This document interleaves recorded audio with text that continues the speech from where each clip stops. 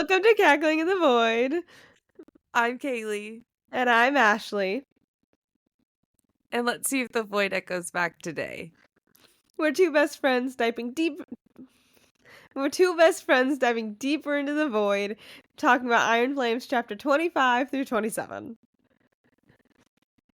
Thank you guys so much for being here. We really appreciate you guys tuning back in, or if this is the first time, we just wanted to let you know this is the part of our podcast where we do a slight book review on the chapters, so no spoilers yet. Slight. What would you call this, Ashley? If we split it into two? A book review and spoiler review? I suppose, but when you thread the sentence together, I just Oh felt no, like it sounded lovely. better. I think you did phenomenal. I just needed to make Wonderful. fun I of was you. gonna say, I was like, I'm confused because it sounded like a really well worded sentence. Oh no, it was lovely. Personally, No, I thought it was good. I agree with you. I just wanted to make fun of you.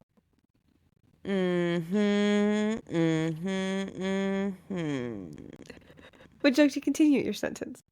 No, it's fine. You can go ahead and start. And then the second half of the review is where we talk about the spoilers, go into our theories, other people's theories, and discuss what we want to happen in the series. And it's really fun. So if you've read the book or you don't care about spoilers, that's on the back half of the episode. So we're just going to dive right into chapter 25. On the back half, really? What would you have said? At the end? Isn't it the back half of the episode, though? I mean, it is, but it just sounds odd. You're odd. Yes. Yes, I am. Good job. Thank you. Good job, Sherlock. Good job. So we're going to be putting the spoilers at the end of the podcast. Okay. You see how back half sounds better? Because the end makes it seem... Anyway, it's fine.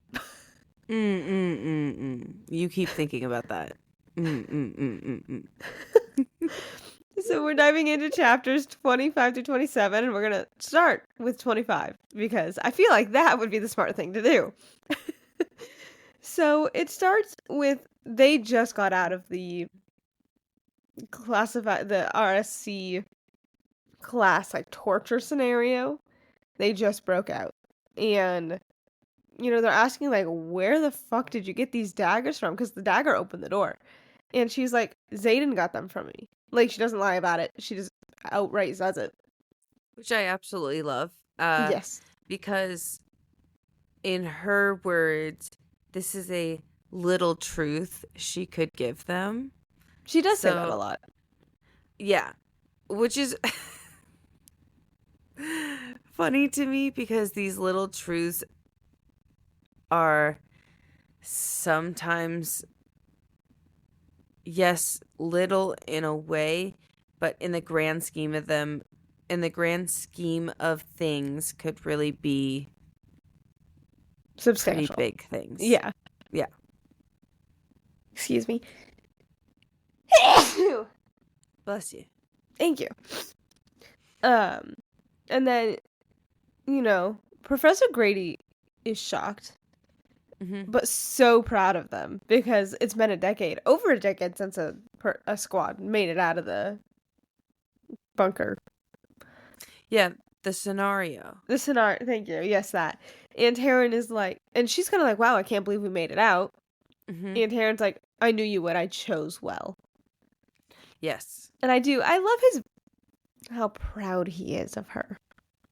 I also agree. I think that the way that he says it in like such an overt way, but it's very nice to know that he did choose well.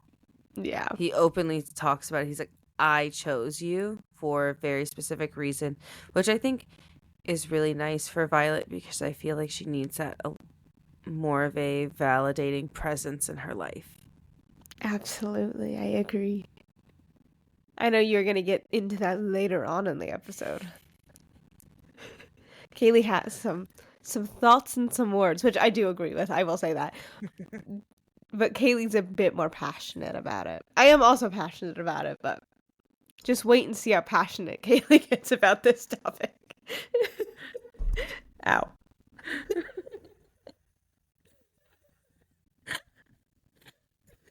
You know what? I guess everybody needs some hobbies, okay?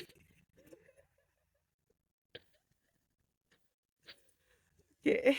Yeah, aren't we doing our hobby right now? But this is for fun and like other. So I don't know what this is, but I don't know what this is it. either. It's my podcast with my best friend. That's what I do. Yeah, it's cool. Is this work? Is this fun? Is this a hobby? Is it pleasure? Just Can it be all of the above? yeah, that's why I said it. This is just it. This is it. It's this. Yeah. Thanks for joining. Thank you guys for joining so much for this. You know what I mean? Just this. All of this. This. We can't tell you what this is, but thanks for being to this. Exactly. Welcome to this. Instead of welcome to the point. Well, welcome to this. Welcome to this. My name's Ashley. And my name's Kaylee. We're going to see what this is today. That's hello and welcome back. I mean, listen, I guess if we ever wanted to rebrand, sure, we could try it, but I think the void is better. I don't think we plan on rebranding anytime soon. No, I don't think so. No. Anyway, so they made it out of the bunker and their adrenaline is spiked, and they all are kind of instinctually, like checking around and this and that, and Professor Grady kind of comes up behind them, and that's when he's like, "Oh my gosh, I'm so proud of you! Like, no one has done this in years," and all of them kind of instinctually go into like a fighting pose, and like backs against each other, daggers, shields, swords, and everything, all like prepped and ready to go kill whoever this is. And they all kind of go, "Oh, it's Professor Grady. We're okay." There to give them their successful honorary patch. Instead of trophies, we get patches like the Girl Scouts and the Boy Scouts. I mean, yeah. All the Scouts. I mean, I will say, like, if I had a nice, like, leather jacket, and, like, that's, like, I would feel like I'd rather have a jacket with, like, the patches than, like, a trophy on the wall. Does that make sense? Absolutely. But also, if you think about it, it's like the gold star. Yeah. Like, it's the rewards aren't big, like, you just get a patch. But it's also, you can see how excited, especially Riddick and Sawyer, I feel like, get for these patches. Yes. And Ree also does, too, but I do feel like it's more Sawyer. Or, sorry, Riddick. And like, they get so excited for these patches just to kind of show the level, like, the bar in this school. We get the patch! Which, don't get me wrong, how exciting. But, like, that's, like, the highest you can get, pretty much. Like, what they had the trip to Samara in the first book. Yes. But that's about it, They got a patch and a trip to Samara. And also, not only that, is they have been really almost winning all of the challenges. Like, they are excelling. Like, they're the top squad, pretty much. Yeah. Which is nice to see. It's the good job, kids. You're doing great. Keep it up. Work hard. Exactly. Yeah. And then people start noticing this patch, and they start, hearing things, and all of them are kind of asking, like, "Oh, like, what do you think happened?" And no one gives, like, the right answer, so they kind of like, "Oh, yeah, like, it's just he said, she said." That's being kind of told around here. And they're like, "Well, you have the classified patch, and that has to be for the scenario." Like, how do classified patches work? Anyway, like, they're out. Anyway. I think it's the same thing as Like, you like just can't tell them. a classified signet. Like, I know you have a signet, but it's class. You know what I mean? Mine is classified, actually. She already knows about it. I don't. She already knows about it. She probably told her friends, just do it. Yeah, just come on. Very. It's very much what the scene felt like. And, they're kind of talking, and Zayden. Oh, Riddick. It does tell Violet, like, hey, like, I don't think being cooped up in your room with Zayden every weekend or flying to Samara every other weekend is, like, good for you. Like, it's not the best thing. You're not doing great. I agree, Which because I love him for that. any type of small interaction that you can do that is outside of your partner is normally good. And I say normally because obviously there are some things that are just not that great. Um, Yeah. but I just feel like Riddick has a point. You need to prioritize yourself and your other connections to build your community to feel safer. Yeah. Exactly. I really, really like in this book how throughout the book, it's very much people telling her, like, hey, like, this isn't healthy. Like, the thing you have with Zayden. I don't think this is the best thing for you. Like, throughout the book, I feel like we've gotten a lot of people calling, like, hey, like, I don't think this is the best thing for you. Like, this is unhealthy. This is toxic. And they even say it themselves. Nice. It's nice to see it. Mm-hmm. They also do say it themselves a lot. Mm-hmm. Even though they ignore it. I mean, I will admit, I think that's. We'll get into it later. I'm so sorry. Tuned, I would get Stay into tuned a whole thing. For the I guess I just want back to say half that. Of yeah. Non-spoiler section. I gotta write it down. I'm gonna forget or something. Okay, well, I'll continue while you do that.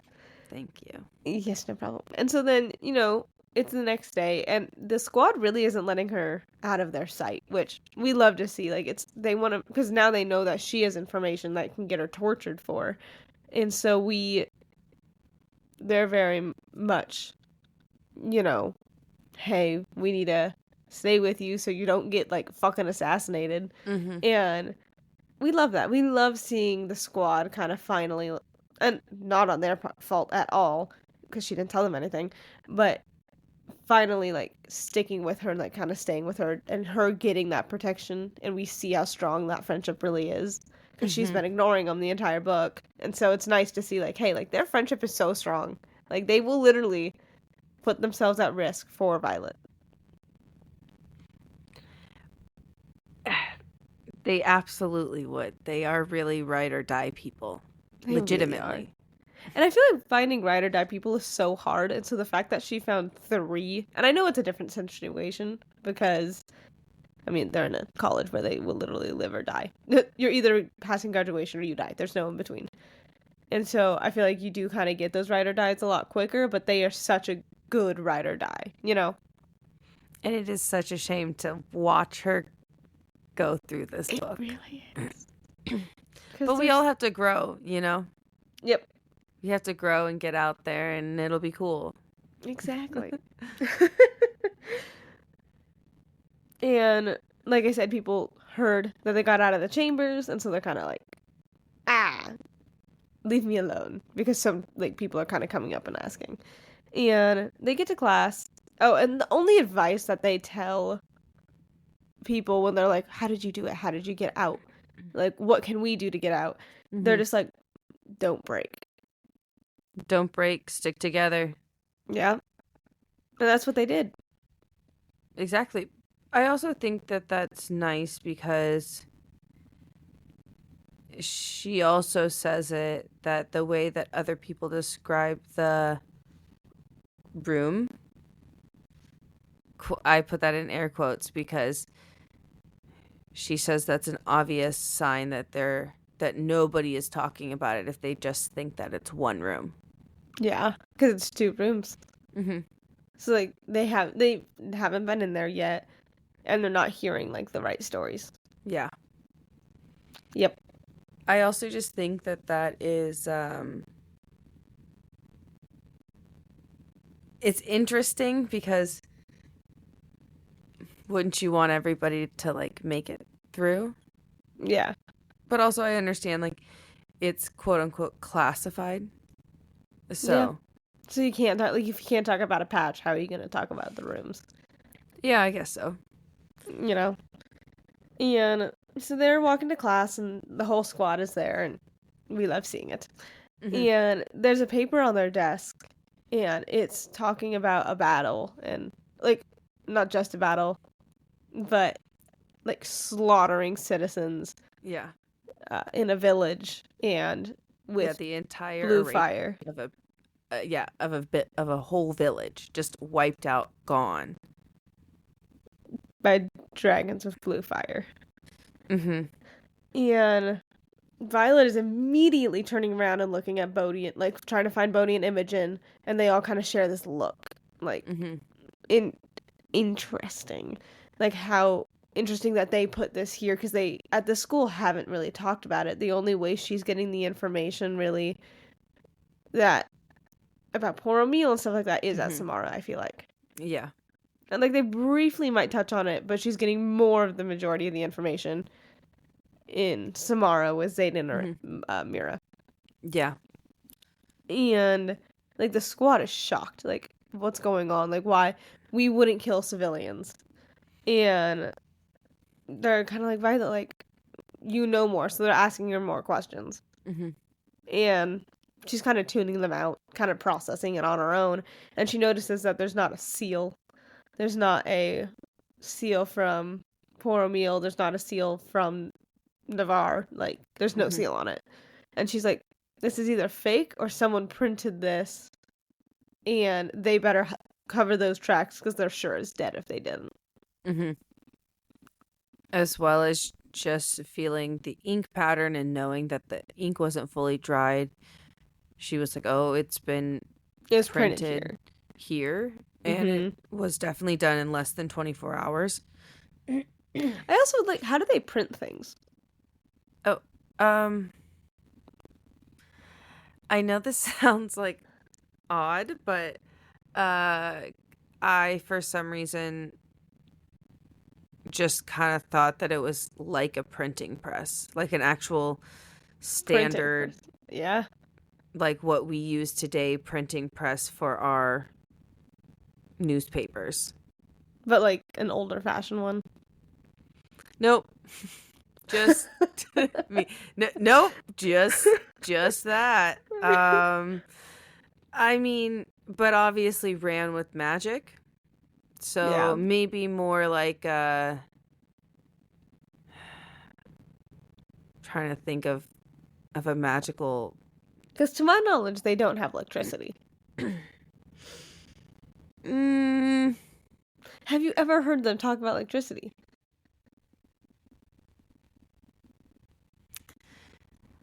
no, because they use lesser magic to power everything. So it's like lesser Yeah. magic is like kind of like Electricity. electricity in certain ways. Yeah, like there's like So, lights that you could turn on with Mhm. lesser magic, but it's like fire lights or something.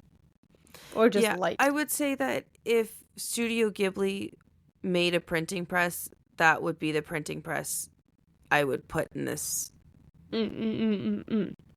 Yeah. Yeah, Cool. I'm glad we're on the same page. Thank you. great. Thank you. Yes. Printing presses. And, you know, Markham like comes in and kind of sees what all the commotion about, and Violet notices he's livid. He is so upset. And he's talking with Devera about it. And, you know, then he's like, well, following our lesson with propaganda, I could see that we're clearly not ready for that type of lesson since one paper turned you all into hysteria. Because the entire room is like, what the fuck? What is happening? And Violet and oh, so sorry. Ree is like you know him. You studied with Markham for years. Like, what is he gonna do? Like, what is this about? And she's like, well, he is going to discredit and distract. Mm-hmm. And Discredit, deflect, and distract. I did remember that word. you remembered it. Mm-hmm. When we Discredit, were doing notes. Deflect, distract. Wow. You were saying while we were doing notes. While we were doing notes, I couldn't. Neither one of us could think of the third word. No, I was like, I swear there's a third one, but we're just gonna go with two. Yeah, it's okay. It's okay. But here it is. Here it is. Would you like to continue a little bit?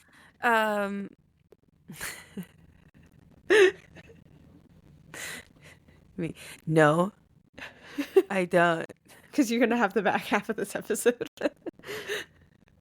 I was like, no, Ashley, you could join. You could join in the conversation. I will. I know that you will. Good job. Thank you. Thank you. But they are really trying to discern whether or not this is actually real or if this is actually propaganda. And so re-asking her, what will he do if this is real? And he did all of the things that she said that he was going to do, because Violet knows how scribe minds work. And especially Markham's.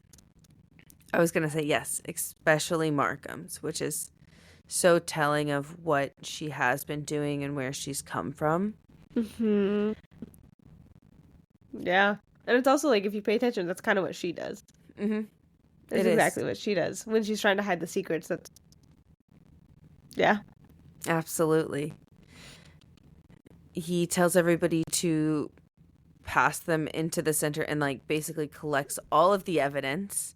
And she does see Professor De Vera pocket it. Yep. She hides it. Mm-hmm. She takes one. And, Markham starts discrediting it. Discrediting it. Yes. You said it right the first time. Oh, I did? It didn't sound right. And he's like, why? Like, since when do we do that? Like, discrediting, like, this was a propaganda piece. Like, it was for your lesson from last week. Like, very much, like, underselling what it is on the paper.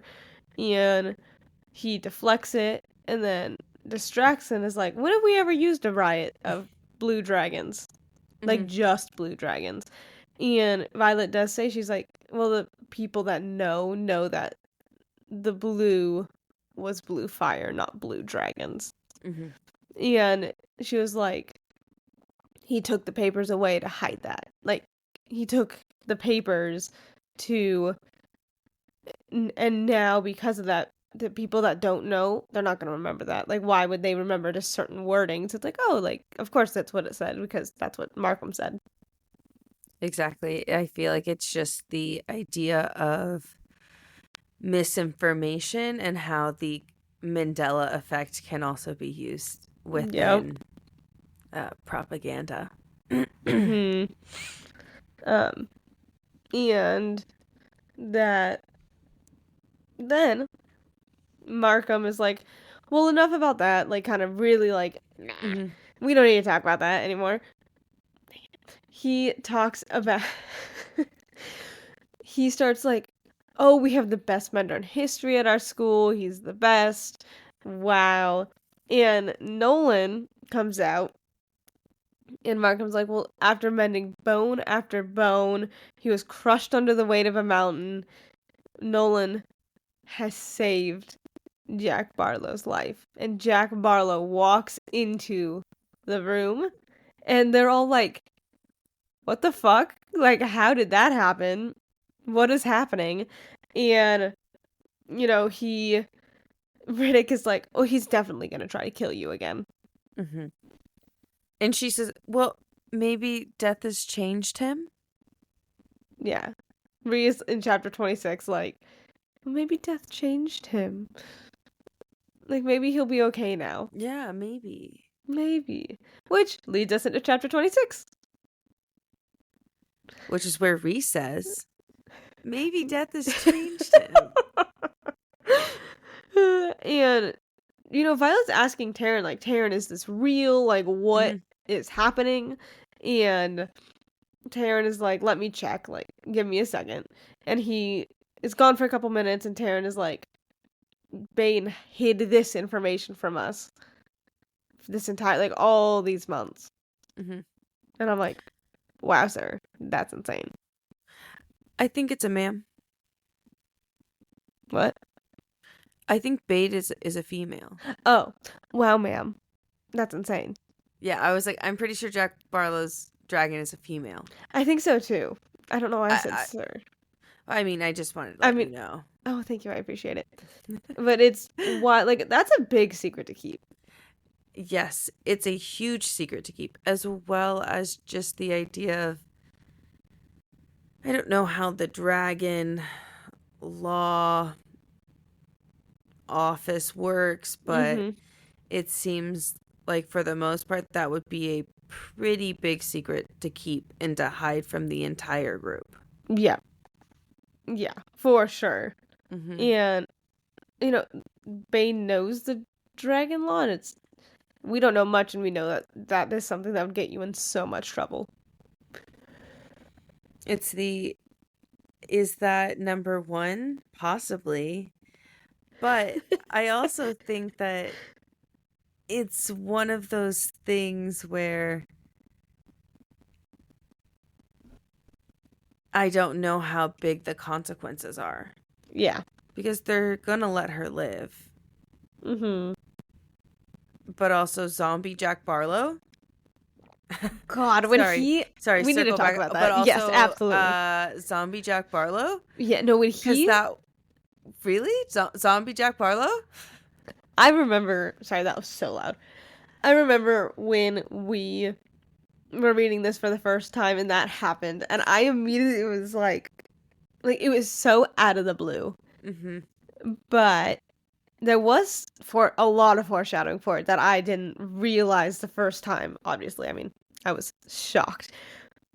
But I do appreciate it because when it happened, it was very much shock and for shock value, but it didn't feel out of the ordinary. Does that make sense? Like, it did feel out of the ordinary. I don't know how to describe it, but it was shock value that you didn't realize was built up for. Because it was very mentioned that Nolan was doing something, Nolan was busy, Nolan was this. And so it's like, because of that, I feel like it made the shock value not like a bah, but like a bah with like you're hitting a pillow instead of the wall. Does that make sense? Like yes. I think it helped lessen the blow. There we go. Yes. I feel like it was the opposite for me. For me, I was like, listen, I know that there are dragons and magic in this world. Dragons, magic, the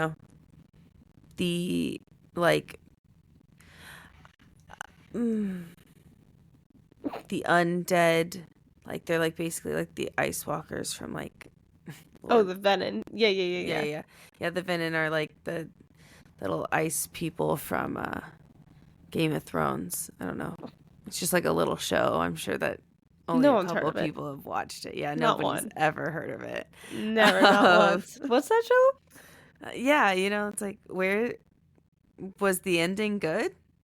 Nobody actually knows. But there's so many things in the world, but was I necessarily prepared for zombie Jack Barlow? No, because I felt like zombies were such an odd thing to bring into this world. Yeah. But, cool. Yeah. Zombie Jack Barlow. Damn, that's crazy. It was shocking. I remember, because I was ahead of you reading this book, and I remember when we got to that point, when I didn't have anybody to tell, and I was like, ugh, it's fine. And then you caught up and you were like, Zombie Jack Barlow? And I was like, thank you, I know! And we just, oh my god. It was great. It was really great. And if you guys noticed all the foreshadowing, let us know. Drop a comment. Yeah, there you go. Tell us where you thought the biggest foreshadowing was. Oh, yeah, question of the day. What's the biggest foreshadowing for Zombie Jack Barlow. Zombie Jack Barlow? Yeah. And, then they're still in class, and now it's chapter 26. And he goes and takes a seat next to. Caroline, his Thank best you. friend. I almost said Amber, and I was like, nope, she's dead. Yeah, Amber died a long time ago. Long time ago. How dare I? And your man's was devastated about it. So that's crazy. That means I'm devastated about it.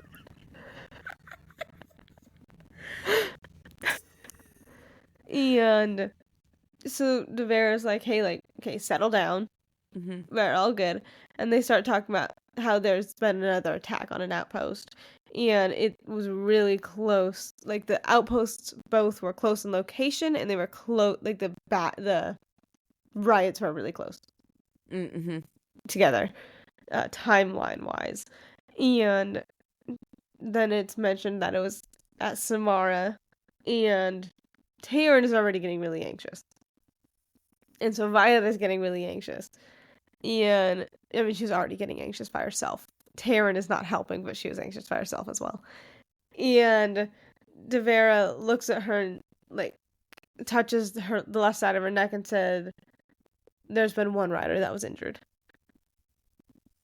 And Violet is like, I need to be with Zayden right now. And, like, full blown, like, she gets up and just leaves class, runs out, and is running to the flight field. Mm-hmm. And Which I think is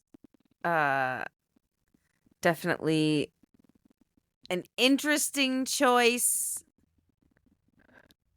I think at that point, okay, hold on. And, someone's coming after her, and she pivots and, like, takes the knife, because, it's a zombie Jack Barlow. He can literally just run out and go kill her now. And she pivots, takes her dagger, and, like, points it at Bodhi, and she's like, oh, like, sorry. Because it's, Oh, like, no, it's just Bodhi. Sorry. Yeah, it's just Bodhi. It's fine. And he's like, take my flight jacket. Mm-hmm. And she's like, I don't know what's wrong. Like, I can't be here. And then he does go like, it's Taryn. Like, go. Mm-hmm. Because Taryn now thinks Sigale was hurt. And so now Because- he is so anxious. Yes, because if Zayden was hurt, what if that means that Sigale was hurt just as badly? Mm-hmm. And so, as we know, like, dragons do influence Mm-hmm. your emotions if you're, like, your bonded dragon. If your shields are not up well enough or are just not up, your dragon's emotions can flood yours and cloud your And even if they judgment. are up, though, you know how Zayden does say, like, you're never going to be able to fully block Zayden out because they have that bond. Mm-hmm. You cannot fully block Taryn out. Absolutely. But that's because of their very close connection. I'm just saying. Oh, no, Yeah. I agree with you. I'm Could- just playing just- devil's advocate over here. Could just stop and breathe for a second. Yeah, just 1 second, just stop and breathe. Everything's okay. Yeah, sometimes you just need to stop and breathe. That happens. Yeah, and that's okay. That was the end of chapter 26. It was really nice having a short chat, like 2 short-ish chapters in a row. Yes, they were very short. It was like okay, very nice. Just boom, boom. Wow, we're already done. Well, okay, that's crazy. Yeah, it's fun.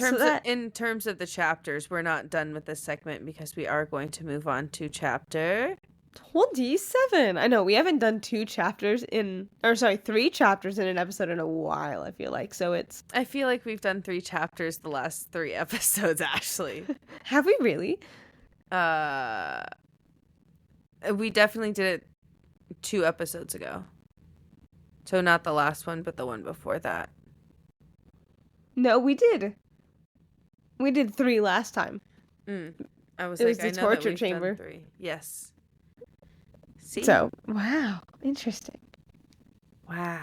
Wow. Wow. And so that does lead us into chapter 27. And would you like to take this one off for a bit?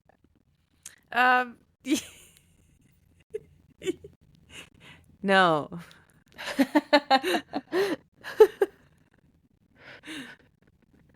I mean, no. Okay. So Taryn is controlling her emotions, and they're flying to Samara, and she does say when she lands, she's like, "I'm like a jittery mess," Mm-hmm. and she runs inside. Taryn runs off to go find Sigale, Yes. and Mira is there, and she runs into Mira, and she's like, "Why are you here? Like you're Mhm. not on leave. What are you doing?" I also love that Mira is there to immediately confront her because now Violet knows that it wasn't her that was hurt. Mm-hmm. She obviously felt like she knew that because of Devera's action, but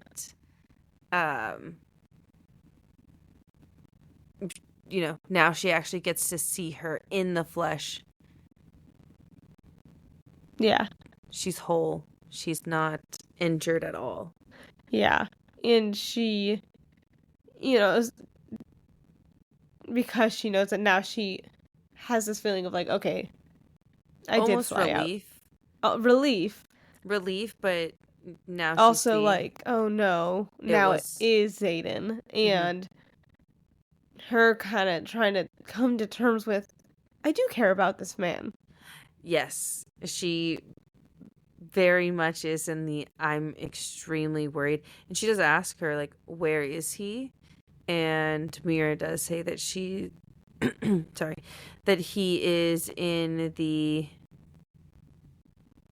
oh no, what is it? The battle arena? I The don't basement gym. know. He's sparring. Yeah. The sparring. He's in the sparring gym. But she doesn't say sparring. They just say he's in the sparring gym. And so Violet thinks that he kind of, that's where they made a makeshift infirmary. Yeah, but also I will say she does say this isn't okay, Violet. And Violet does say that Mira knows there's no stopping her. But Absolutely. she again does mention, she's like, why? Yeah, why are you here? You left before your leave, and there are going to be consequences because you basically are not following direct orders. Mm-hmm. You're not, in terms of the hierarchy in a, what is this, an army? I guess. Yeah. Okay. Yes, it is. I don't know what they call it. I don't really know what they call the quadrant in terms of that. But in a military force. Yeah, I feel like that makes a bit more sense. Even though it's the same thing. Yeah. In a military force, they have orders, hierarchies, and when you go out of line, there are going to be consequences. And Mira is nervous for her, obviously, because that is not a good sign if a person or a cadet would just immediately leave their post for seemingly, quote, quote, seemingly no reason. Yeah. But because it's from an outside eye, there's no reason. You need to not have emotions. You keep them in. You don't leave for anybody. So this is not a valid reason. Therefore, there is no reason that she should have left. Absolutely. And for her, it definitely is valid. Mm-hmm. But also, I think it's interesting because she did leave before they were finished talking with everything. But she just bolted. Yeah. And it's understandable, like you said, Taryn is flooding her emotions. Yeah. So her shields aren't as strong. She's being influenced a lot. And that can have negative effects. But if we look at her pattern of thought, it is not. We don't see Taryn in her mind flooding it as in, I need to see Sigale, I need to see Sigale. It's her saying, I need to see Xaden. Yep. I need to know that he's okay. I'm worried, I'm concerned, and I need to see Xaden. And Mm-hmm. she's like running to the sparring gym because that's where she was told they are. I Yeah. really want to know what word that is because they do use like a very specific, I'll like, go on a hunt. okay, thank you. I was like, they use a specific term that is not sparring gym. He's in the sparring gym. From what I hear, your man is the Oh, reason we still have an outpost. okay. So it is. I can't believe I found it that quickly, too. What timing? All right. So I guess it is the sparring gym. It just sounds odd. Yeah. Because I know they call that a school, but at an outpost, it's kind of interesting, But she runs to the sparring gym and she sees. Well, she's like, oh my god, is he, like, in a place where he can't get up and walk to his room? Can he not, like, they had to make a makeshift infirmary because he was, like, So lying there badly dying. injured. Yeah. But how interesting that, like, openly everybody says that even Mira says it, that he's the one. He's the reason they have an outpost. Mm-hmm. Because before she left, they did say that the outpost was saved by 3 of the off officers. Like, they were not on shifts. They're off-duty officers. There it is. Off duty. I was like, what was that word? Yeah. And, she is so concerned, like, oh, what about this? What about this? And her mind is going 100 miles an hour. And she really is only thinking of worst case scenarios. Yep. Only worst case scenarios, extremely, like, catastrophizing things. Yep. And then she, like, busts in to the sparring gym, and what does she see? None other than Xaden and Garrick sparring, and Yep. Xaden is just being like, go faster. And Like, Garrick's come on, like, man. it's like, Like, it's do really it like you hard. mean it. Like, how do I do that? And he was like, just be faster, try harder, like, do better. I will say, we haven't seen Garrick, like, at all this book, so it was kind of fun to see a little snippet of him. It was very nice to see Garrick, for a little bit, because you are right, we haven't seen him. Yeah. But and, also just to hear their banter. I love specifically Xaden and Garrick's banter. It's a lot of fun. It is a lot of fun. And that does, I know we've said it before, it goes back into, she does a really good job at those, like, interpersonal relationships. Mm-hmm. Even if we are not a fan of some of them. She does a good job portraying... I agree. Toxicity, we'll say. We're gonna wait. We're gonna wait. We're almost there, Kaylee. I was like, we're almost there. It's fine. It's okay. I'll take over so then you can go on your nice long rant. It'll be great. And, Xaden doesn't see Violet. And Violet first kind of stands there stunned. Shell-shocked. Like, oh, he's fine. And then kind of comes to, I flew here for nothing. Mm-hmm. And, like, I know she said, like, in the beginning, I don't care what punishment Varys is gonna do. I don't care about any of that. But now it's, I flew out here for a man that I claim I don't like. I flew out here for, like, I let Taryn flood my emotions because of my shields. Weren't up fully. Mm-hmm. And I did all of this to see if he was okay. And he wasn't. So I did all of that for nothing, and I'm about to be punished for leaving for no reason, because she really did. She left for no reason. Exactly. She does have that thought in her mind, but honestly, when she sees him, really is like that overwhelming like passion where like she is having an anxiety attack and she runs and like they embrace. Well, almost.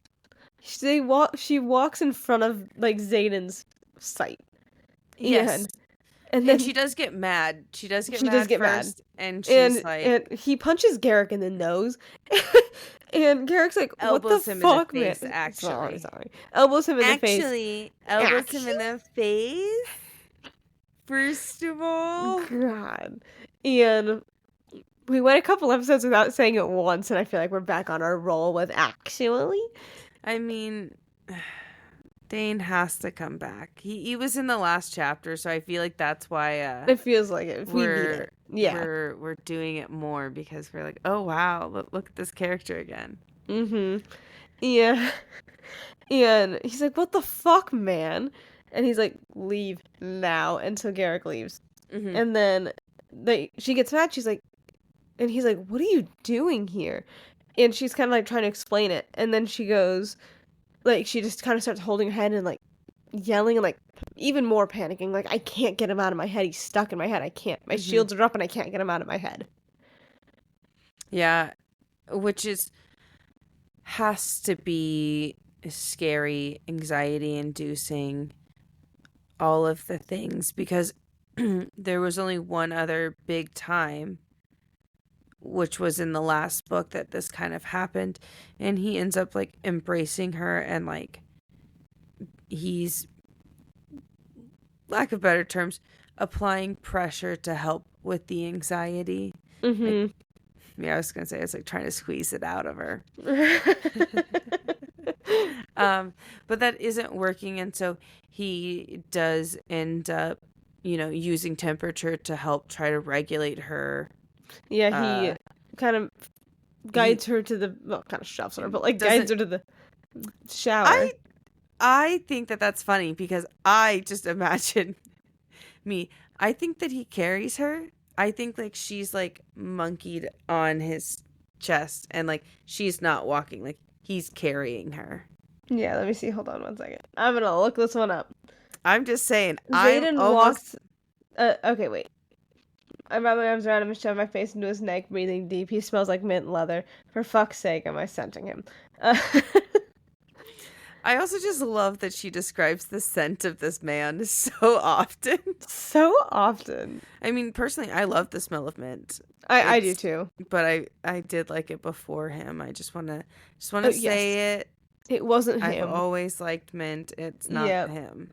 And he says he walks us straight into the gym's bathing chambers. I get a quick glimpse of polished stones. Yeah, so he's just like shoving her, like guiding her to the bathroom. Yeah. And he slams the door shut, turns on the water, and... as cold as possible. Yeah, as cold as possible. It's ice. Mm-hmm. And she's like, what the fuck? Like, that's freezing.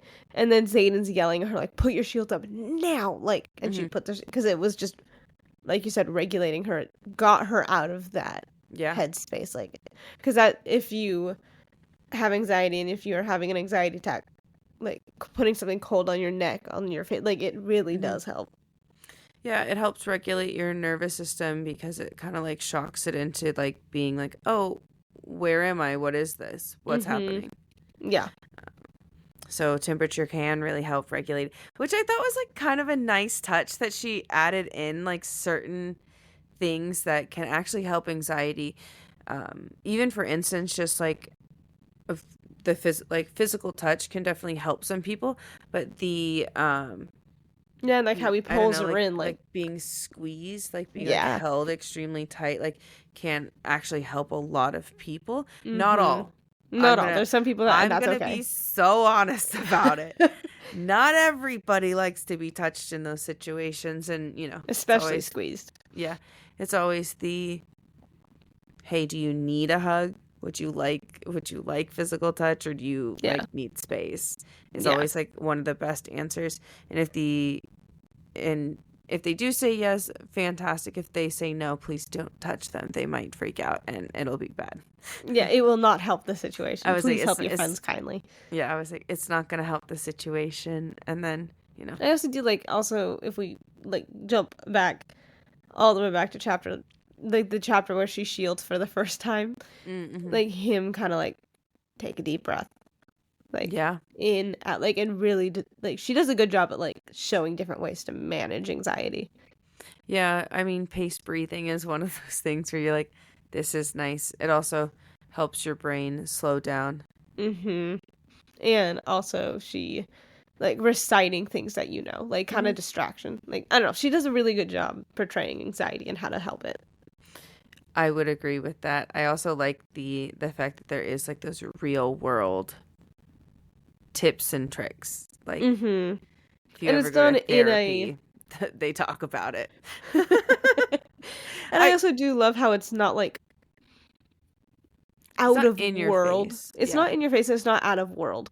Like it I makes agree. sense. Like he didn't like, because I don't think I've never seen them with an ice pack. They didn't go to a fridge and grab an ice pack. They Mm-hmm. shoved him into a shower. Or Yeah. like things like that. It's like, hey, breathe, shield. And so it is very much still in the world and not like, oh, she kind of did that Mm-hmm. for like culture reference, like real world culture reference. Mm-hmm, mm-hmm. Instead of, but she does do it very well in like the world. I would agree with that, and I just think that it's refreshing to see. I know that Like the cold water. Yes. It's like it's refreshing to see her like handle the anxiety and Mm-hmm. put like real world things within her universe, Mm-hmm. especially so casually. Yes. And I Mm-hmm. also, I know we briefly touched on it, but I actually do really like when she's like, I can't get him out of my head. Like, he is stuck. I can't get him Mm-hmm. out. My shields are up. He won't leave. And I Yeah. do like how it does show, like, yes, having a dragon would be great, but there are, like, that would be scary. Like, not being able to get Mm-hmm. someone else's anxiety out of your head would Yeah. be awful. Like, I do love how it's portraying how it can be hard sometimes. It's not all sunshines Yeah. and rainbows to have a And dragon. she's definitely not perfect, Yeah, not a which perfect I character. enjoy that she's not a perfect character, and she does have a lot to learn and to grow from. Yep. And now, Kaylee will be taking over this section of the podcast because I, as an asexual, will just mention like 3 things and be done. So we're going to have a nice deep dive with Kaylee, and I will Mm-hmm. join in sometimes. Kaylee? Hello, my name is Kaylee, and welcome to Sex Education here at Here in Cackling in the Void. here at Cackling in the Void, covering Iron Flames. Welcome back. Here we are once again. Okay, I'm so sorry. It sounds like a different clip too. Like we both, I feel like, changed how we were talking, and so it sounds like a completely different clip, and that's really funny to me. We love that.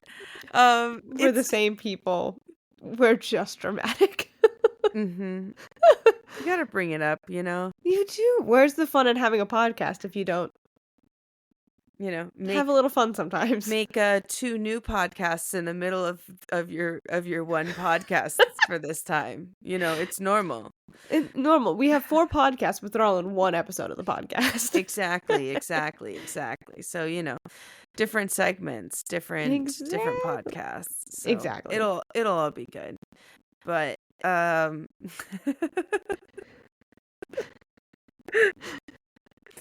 will as say, Ashley said, my notes were not too great for this. no, they were great. They were really good.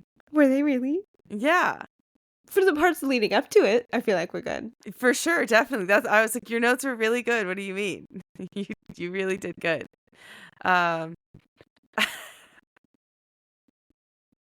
So they're having sex. Not Surprise, quite yet. surprise. I will say, he does.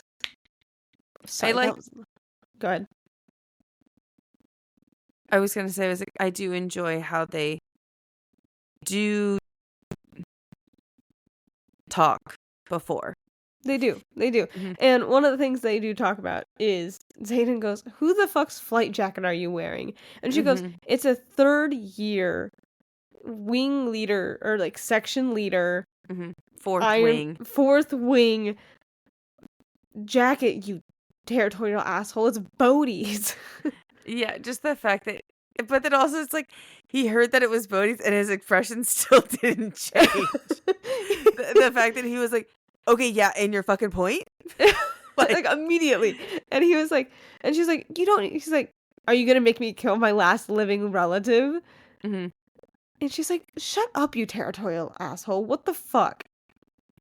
Exactly, because it's your cousin knew that I was not going to stop, that I was going to fly here for 8 hours without any, like, gear, and he starts obviously teasing her for that, and it's like, oh, you flew here without your leathers on? Yep. And he starts getting upset with her. He's like, I don't want you putting yourself in danger for me, and we've heard it the entire book.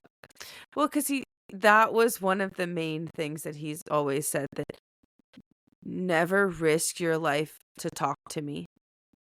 And I think that rule was kind of, not quote unquote rule, but the statement was put out there. Yeah, the boundary was put out there in the first book. It was.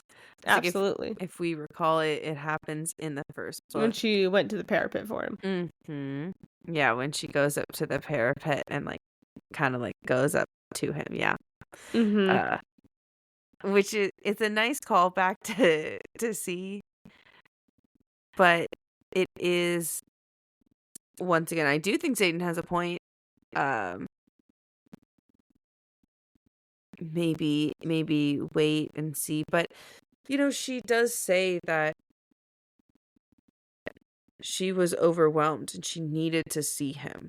And he does say, like, and he does show her, like, he kind of takes off his shirt slightly, like, pulls down his jacket, and you see a scar that was, like, a really fresh scar that was, like, 3 inches thick, and it's, like, all around his shoulder, and she was like, oh, like, you almost lost your arm. Yeah, like, it was, for it to be that raised and that large still after being mended, it was very obvious that he was actually seriously injured. And then when he said he thought that possibly the report went out before the menders were finished, which is why the report that she heard, he was still seriously injured. Yeah. And she does get mad about it. Like she gets mad. She gets mad more at herself, though. Like, she's mad at Xaden to herself. Does that make sense? Yes, because she's mad at herself for not having more control. Because there is like a certain part. There is a certain part. There's a certain port. Yeah, I was like, it's a port. It's a port that Violet is at, and she's sailing on this ship, and that ship is called Xaden. Oh my god. Okay. And all of this is a made-up dream because she's been sailing for 200 days and is going insane. Yes, and she's out of fresh water and no food, so she's just going insane. It's okay. I was like, I mean, I guess she's kind of eating fish if it's been 200 plus days, but not really a lot of fresh water. She's been drinking a little bit of that seawater, so, it's a little So all this, the different Xaden that she's riding is actually a ship. And her brain is just filling all of the rest in. The birds or the dragons.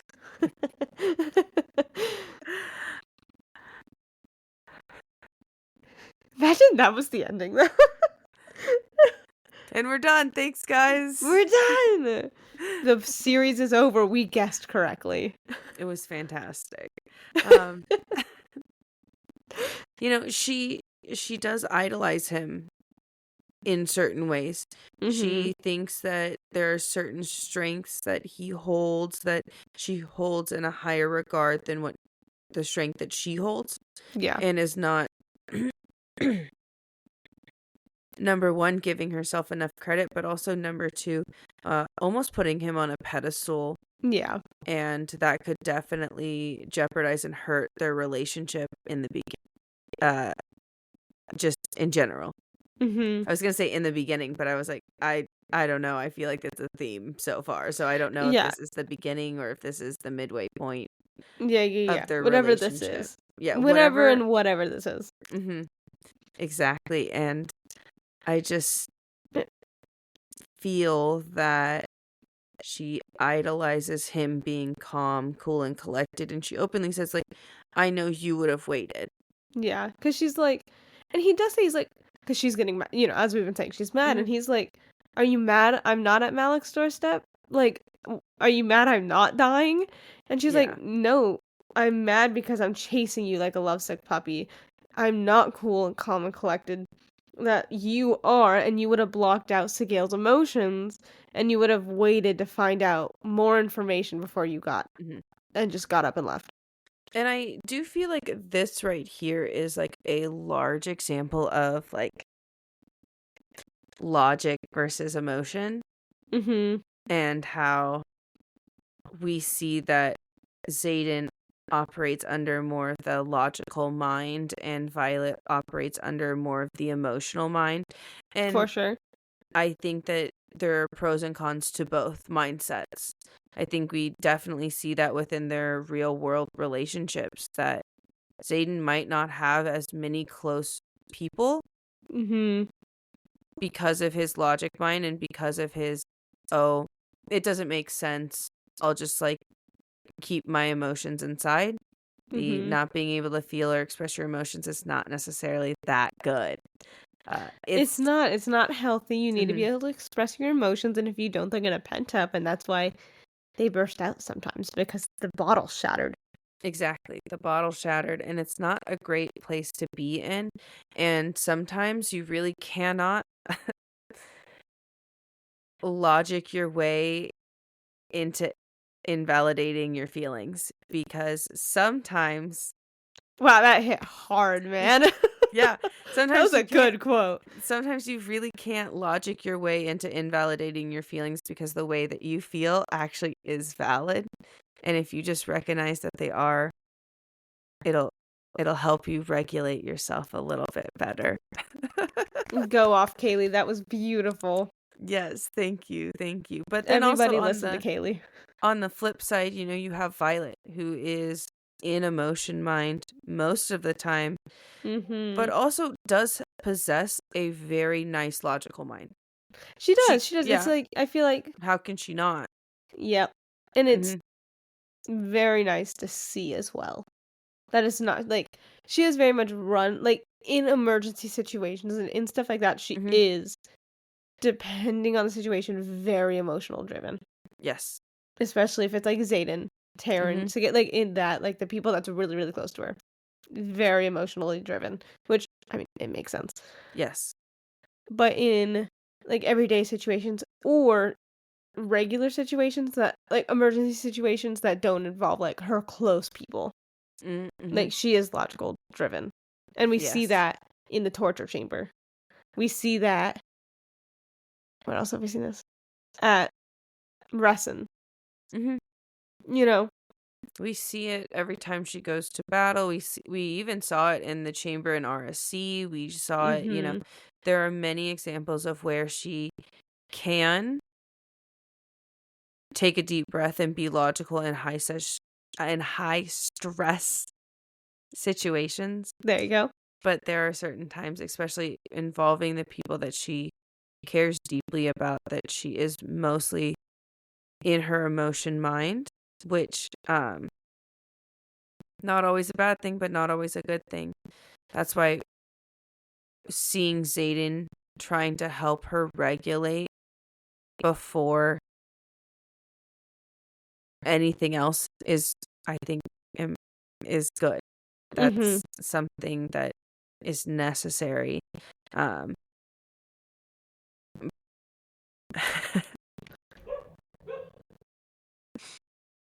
Yeah, you tell them. My dog say hello. I know. And he does start saying like, hey, like I wouldn't have waited if it was you. Mhm.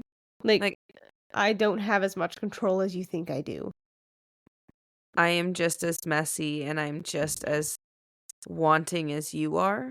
And this is where he does kiss her without consent.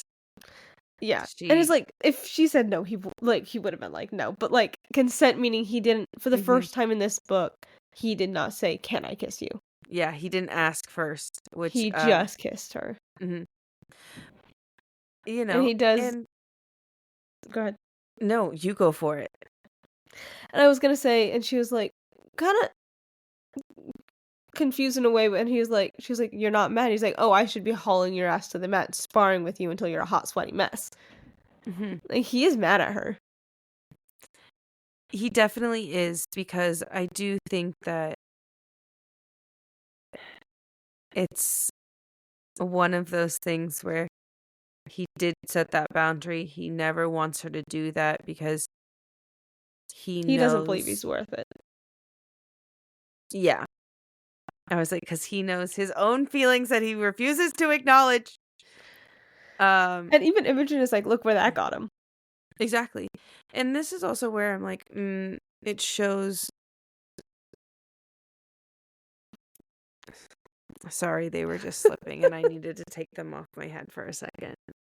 Um, I think that it really does show the difference between like Violet and Xaden, where logical mind really can truly isolate you, and emotional mind can also truly isolate you from your friends, family, because you're choosing not to open up and express them. I feel like this does show the complete opposite ends of the spectrum and how they're both unhealthy.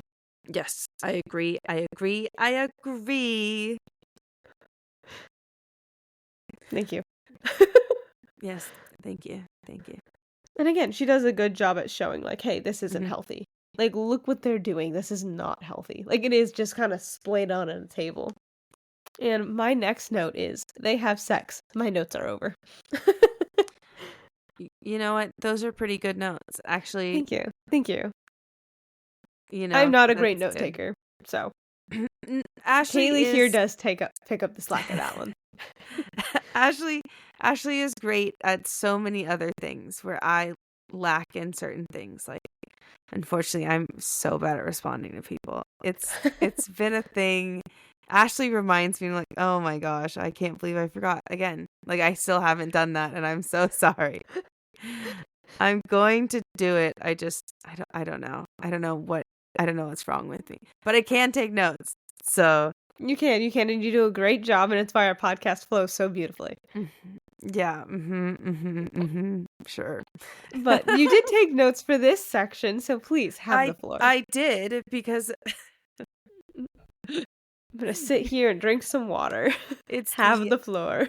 listen, you just have to like sort through all of the other stuff to get to the thing that I think is like the most important.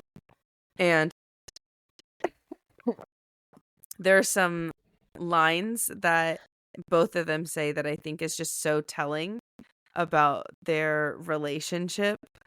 And you know that Xaden does want her a lot, and he struggles with expressing it, which is where you do see the logical mind is different when it comes to love. Yes. So, they he kisses her without asking, and Violet in her mind is just like, I'm gonna say, there's like a specific, it kind of just triggers me, like this word when like this stuff is happening is just like that's Oh. uh specifically the word mine. She says it a lot uh in this like little section. She does, like, "Oh, like, he's mine. Yeah, and You're mine, blah, blah, blah." I understand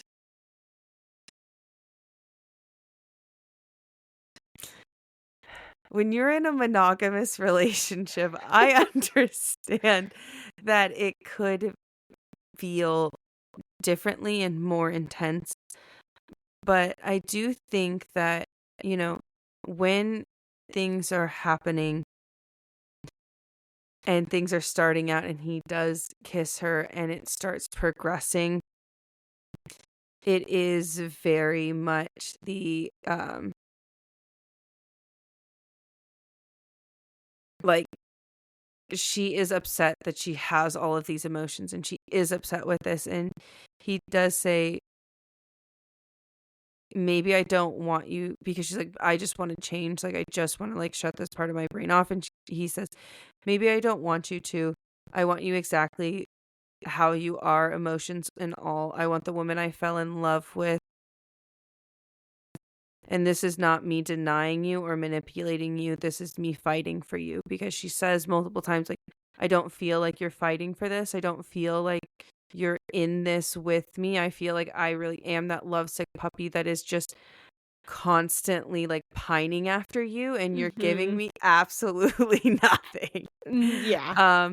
And we can see that the emotional mind, the anxious mind, craves a lot of validation, reassurance, the, need for communication kind of ties in with that need for validation, which is why she's always been begging him to like give her his secrets, because that is definitely going to help her connect with him more intimately than I think he understands, because she has that very anxious emotional attachment style.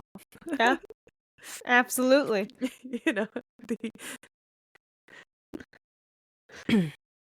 um and it's hard for Zayden to say, like, this is me fighting for you. And he says, I fight for you every day. I constantly think about you. There's no time in my mind that I'm not thinking about you. There's no doubt in my mind how much I need you.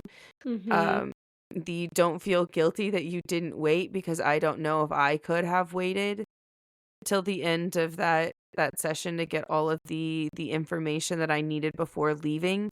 Yeah. I will stand and I will fight for you. I just, Have a hard time doing it. yeah, have a hard time doing it, And and he don't know how.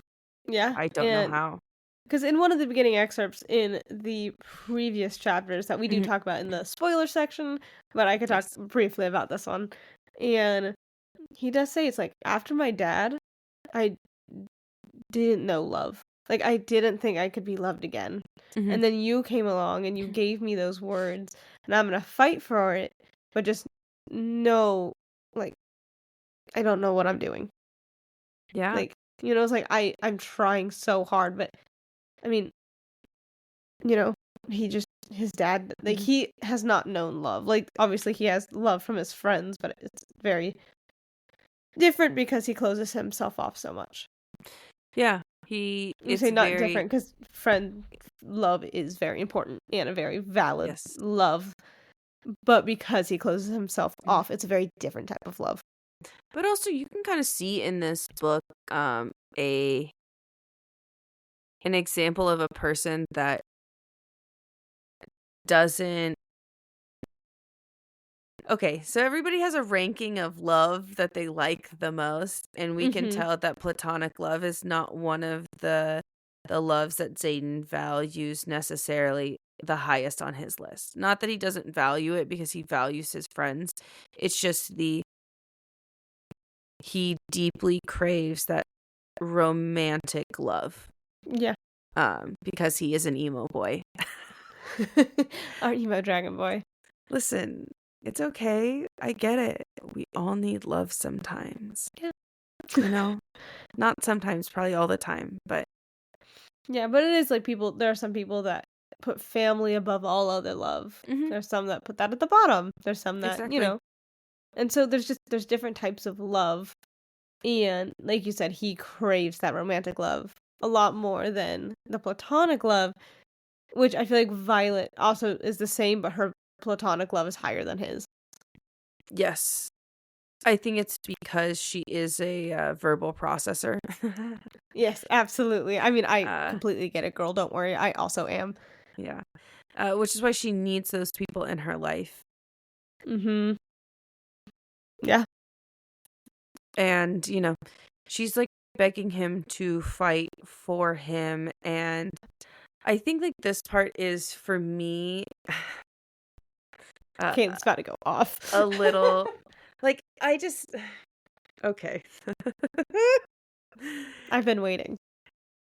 It I have conflicting feelings. I have very conflicting feelings because I think this is extremely emotionally manipulative of her. Um because he's telling her all of the ways that he fights for her and like is like deeply reassuring her. Mhm. Um and in her mind she's saying like I need him. I want him. He's mine. Like I need to be closer to him and this is what I want, but I don't want to take the necessary steps to I mean, I don't want to take the necessary steps to fully process and get over this like impasse. I'm Mhm. just going to say once again like basically let's ignore it. Let's Yeah. ignore it and just like have sex for a second. And he's openly like you said that you couldn't separate it. And she's like, "Well, maybe I can now." And he's like, "I don't want you to. This is Mhm. not what I want." Like, once again, he's like, I want you, emotions and all, period. I want the woman I fell in love with, not somebody else, not somebody who's going to change because life They gets just want hard. sex. Like, Yeah. yeah, or like, and, she's like pulling her hair down, which is one of the biggest things that, like, he Mhm. said that if you want to win an argument or shut me up, that's what you need to do. And Yep. she's doing it as she's saying, like, You want those so, 3 little words I'll give you, I want you, not I love you. yeah. Like, those are your 3 little Mhm. words, you take those. Yeah, she's like but then she No, it's also I need says, you, not I want you. "You wanna fight for me? Then take a chance without knowing how I feel, risk your heart first." And it's I understand the idea that she doesn't think that he has been risking her heart, like his heart, I think he that has. He has. Like, thank in you, so many Ashley. different ways. Like, you don't just have to do it for sex. I know, it's crazy, right? Um, it's also just one of those things where I feel like that's so hard because is she once again, I just feel like it's very manipulative of her. And I'm not saying that it doesn't go both ways in a certain time. Like I'm not saying that because they do equally both do this to each other. Um, which is why also their love is not it's not the end all be all and it's not without toxicity. Um, and so he she's taking her hair down as she's saying like fight for me, risk your heart first. And he hesitates. I like Mhm. the way that she wrote that he really stopped and thought about it and openly was like, I don't like, are you sure you want to do this? Like, I'm not quite for sure. And that's when she says, I want you and I need you and that's it. Like she's not gonna I tell need you. him That's your that 3 words. yeah. That that I'm in love with you and obviously they start having sex. Yes, yes, I do. I was like, it once you see the video, you can see how red Ashley got in like in 5 seconds. I love it. It's so cute. Good job, kid. Yeah. Um, and as they are doing it in her mind, Fucking. yeah, like as they are fucking, in her mind, she is like, I love him. I love him. I love him. I love him. And she's really going on like this. Like a heart-wrenching, like, heart-spewing thing, but only in her head. Yeah, She's not doing it out loud. I feel I mean, this is why I feel like Zayden was kind of partially right. Like he openly was like, I don't want to use sex to manipulate you. Mhm. or to get you back, because I want your mind to be there, because Mhm. I feel like he knew how confusing like this was going to be, but also Yeah. at the same time, like they both have been wanting this for so long, and And her you know, adrenaline is really spiked, and when your adrenaline yep, spikes, hmm, the hormones that make you yes, want sex also spike. yes, Ashley, medical terms, go. Nope. Okay, and so And scene. good job, Thank Ashley. you. Ashley's a I'm on nurse. break. I get 3 more weeks. Me, I'm like, Let me Ash- be. Ashley's a nurse. Good job. I'm in nursing school, actually. Oh yeah, sorry. Actually, she's not a nurse yet, but she's gonna be an RN soon, or so, In I like don't know. 3 years. I I don't know. Ashley's gonna be the thing that helps people and do good things. A podcaster. And yes, and a podcaster. Thank you. Um I'm sorry, I got so distracted. I was like, what am I talking about? That's right, they're fucking. It's early, you guys. um uh And she's saying, like, how much she loves him in her head. And, you know, they're yeah, I guess they're doing it. And he does say, she's like in her head, like, I need him. And he is mhm. kind of like, oh, like, I need you more. Yeah, and he says it out loud because it is one of those things where it's like he's also in there. In all of the Boys. sense of the word, and it they're all there. It's Yep. um and the fact that he does want her more and is reassuring her that he wants her more, and she openly says, I can't tell him that I love him because he's never said it back. And it's He has true. never said it. He says it in other ways, but he's never blatantly said the Mhm. words, I love you. But I think that, okay, personally, I'm gonna say that this is where I also have the other issue. Um like, why'd you say it so fucking soon, girl? Like sometimes it's like sometimes you just have to hold it in. Like there are certain things where like She's 21, Kaylee. I know, but like, do you actually love him, or do you just like that dick that good, like that much? Like, it's like the thing where it's like we need to acknowledge something like real quick. You know, a lot of people are like, oh, only men are out for sex, or only men like can just like easily like be manipulated with sex. No, women do it all the time. Women are very horny. Women have needs, and they They want do? certain things. But it's kind of unfortunate sometimes you can get a little confused because your emotions are like, maybe I love him because I feel so good when this is happening. And if I Mhm. feel so good when this is happening, obviously the endorphins, the adrenaline, my body is going to crave that thing. Yep. And you associate that thing with a person at that point, and that's why you're like, maybe I want him, maybe I need him. Um so there's that.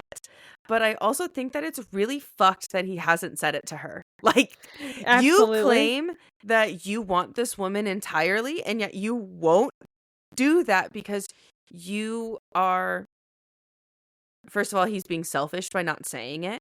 Number Mhm. one, I do And want to asking her to acknowledge. say it. Yeah, and then asking, yes, I think that that in and of itself is extremely emotionally manipulative.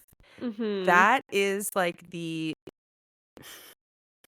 it's a very narcissistic trait that he has, where it's like the give me more, like I'll praise you if you give me more, but then I'm going to pull back and not give you what you need because I have the power to do that. And she does call And him out on that in this chapter. she does, which I think is great because once again, I think that it's extremely selfish of him to want her to give that to him and then him not reciprocate that, because Mhm. honestly, telling somebody that you love them is a very scary thing if it hasn't been like necessarily like talked about before Mhm. or how the conversation is going. Um, I also just think that I I was young, and I'm so sorry for anybody who's ever told me that they loved me and I just immediately said no. I or I know. I'm so sorry. It doesn't. I just look at them and go, "No." I mean, first of all, I was terrified. No. Like, I think it was just like no. So valid of you, but that's so Um, funny. so like, it's I was so young, like, we're talking like so young. And it's just like hey, like I know like that's so hard to like put it out there because there are people that are emotionally immature like I was and will say like just like have like that visceral reaction, but also you can see that Satan is also I just I was just shocked. Okay, it wasn't I don't know, just no. So sorry. I just can imagine you. I could see your face when you do it, and it's so funny. I think I'll probably have the same face like anytime I've ever done it. Probably had the same exact faces. Yeah, you did. No. Did. No. Every time. There's no way you did. No, I was like, it's the exact same thing. And It's then like, yep. it's also just like you know, it doesn't feel good to know that that feeling necessarily isn't reciprocated, but also I I know that you shouldn't say it before you're ready. Mhm. And that's also like it's like you're almost stuck between a rock and a hard place, except especially because like Violet is ready to say it. Violet is there. She's like, I want to say it and I want to like only say it to you. And he's like, I have this feeling. It's almost like that Wicked song. Like, what is this feeling? What is this feeling So so sudden and sudden. new? I felt the moment I laid eyes on you. Okay, so we're not gonna break Sorry, out sorry. into that. No, we're not gonna do it. um, but he really is wrestling with the idea of, do I want to give this to her? Do I actually feel like this? One of the things is like he needs to process things for a very long time. He's like, do I Yep. actually feel like this? Or do I just feel like dysregulated when I'm around her? And so Yeah. therefore I crave that interaction. Which probably is not how logically he's thinking of it. It's just as outside perspectives, Ashley and I can break that That's how down we a see little it. bit Yeah. more. For sure. Um, but it's they are doing this, and it, she does say like, sorry, I know I was like ranting, and she really is struggling with this, and she's fighting with how much she wants them, but not only that, we see him fighting for this as well because Mhm. he does like say it, you're all I'm ever going to want, just you, just this, just us. um Mhm. he feels it just as much as she does. I think that he's just better at shielding and can't necessarily feel that from him. Yeah. um which just like shows their level of Communication. magic communication power. Mhm. Yeah, I don't know how else to say I that, know but what you that. mean. Yeah, but that and it's getting to the point where like they're both wanting this, and she's and she agrees with that sentiment, and she loves him and she wants him, and she repeats like mine, mine, mine, and it's I You touched on it, but I did, and now I'm going to touch on it again. I just it's it's hard for me to explain it because I do feel like when you are in a monogamous relationship, it's understandable to have a sense of belonging in that person. Yeah. but I don't necessarily, regardless of what type of relationship you're in, I don't think there's ever necessarily a need for ownership. So I do feel like belonging with somebody is different than um like Ownership. yeah, Mine. owning them, like Yeah. they're only mine. And it's I understand, like maybe they're saying, like maybe she's saying it in like the sense of like, oh, this is like my person, like I'm the only one that gets to experience like this with them. Which I Like feel like she they does kind of mean in these chapters a bit later. okay. Okay. It's just like it's hard for me to sort that out because I do find this chapter so manipulative on both Yes. of their parts. Because I also feel like her saying like mine is also like um like she's I hate to say this. I feel like she's manipulating herself into making her think that her emotions are much bigger than Mm. like the reality of the situation.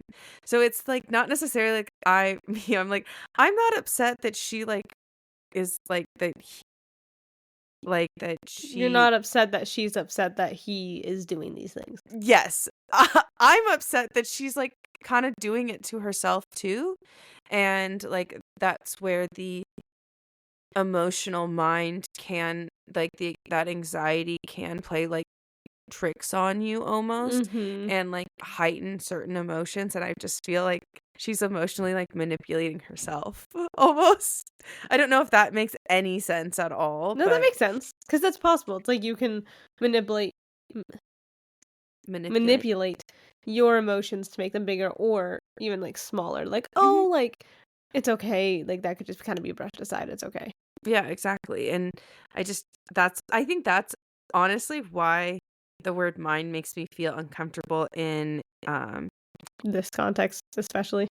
I was gonna say in a sexual context. I was gonna say intimate, but then I was like, no, I feel like there's a lot of other things that could be intimate that is not like a physical thing. Yeah. So within like sexual intimacy, I do find it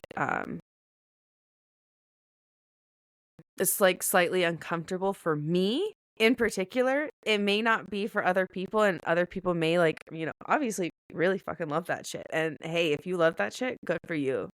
Like I love Enjoy that what shit. you want. Yeah, I was like, I love We that love shit that for shit for you. you. Yeah, like go for it. Yeah, I'm so happy. And Woohoo. you know, um, but it's just because but I'm also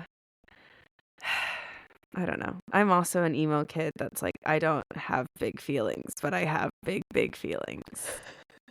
You know what I mean? You're So an it's emo like, dragon girl. yeah, sure, emo dragon girl is great. I like that, you know? There you go. I want to be an emo dragon boy. That's dumb. I don't want to be a emo dragon girl. I want to be an emo dragon boy. That's crazy. But I know as an emo dragon girl, I'll have more fun.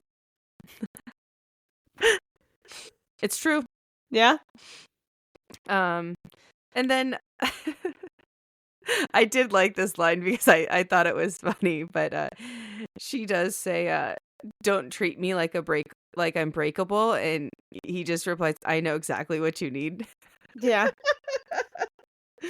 I did like that line. I thought that was fun because like that just it shows how intimate they are with each other, and it shows like a level of like intimacy in the terms of like Physically, they really understand each other. yes, I was gonna say I was like physically they understand each other and that they have like a lot of like physical trust within this situation, which is nice to see, which I think that you need to have, obviously. Hmm. Um, you know, and she's just like talking about how much she loves him and like she needs him, and like they're getting close to the climax of things. Um and she really is just saying like I'm just not ready to give him those words because I'm not ready to give him the power that those words hold. Which I think is valid. Yeah. I think that it's valid not to tell him that that you love him until he also says it. I think that that's so valid. I also just think that you guys are both hurting each other, but that's fine. It's it's fine. It's your relationship. You guys can do that. But I do feel like, especially with this, like I do feel like I'm sure that a lot of people are gonna say like this brought them closer. This is why, like, you know, they continue to talk after, but I just feel like they're hurting each other more than they're like than this is helping. They're driving each other, like, simultaneously towards each other and away from each other. Yes, exactly. And Go and for it. okay. And, like, she does say, like, "Oh, I needed this, I wanted this, but beyond anything, I needed his loss of control." Which we have talked about. That's not healthy, you guys. Like, how about we take a step back? Like, Mm-hmm. loss of control, Yeah.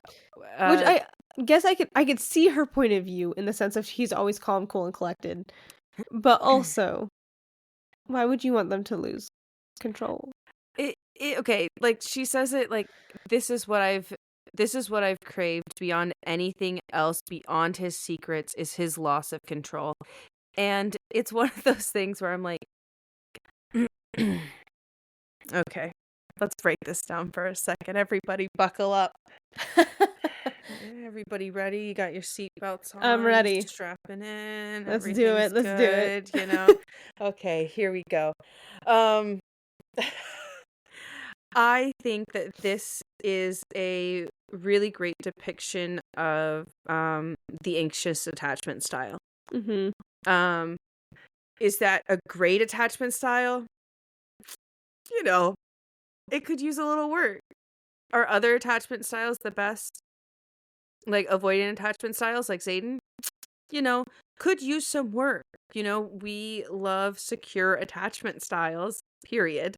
End of the story. That's what we're here for.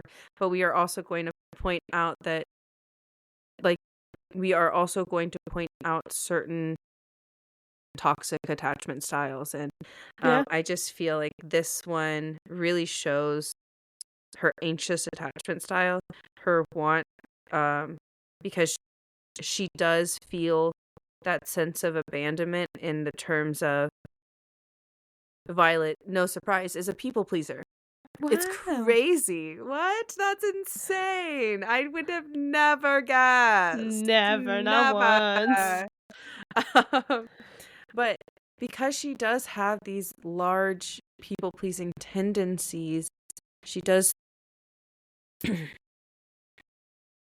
attract people with avoidant attachment styles, because I'm sure that that's what her, at least her mother modeled for her. We all know that Violet has a little bit of mommy issues, but that's besides the fact that She definitely does.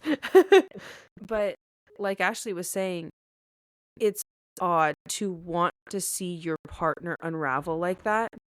It's odd to crave the loss of control. Like she said, it's understandable because he is so he's so in control. But also at the same time, I think there's a difference between loss of control and expression. And I think what she's craving is expression, but because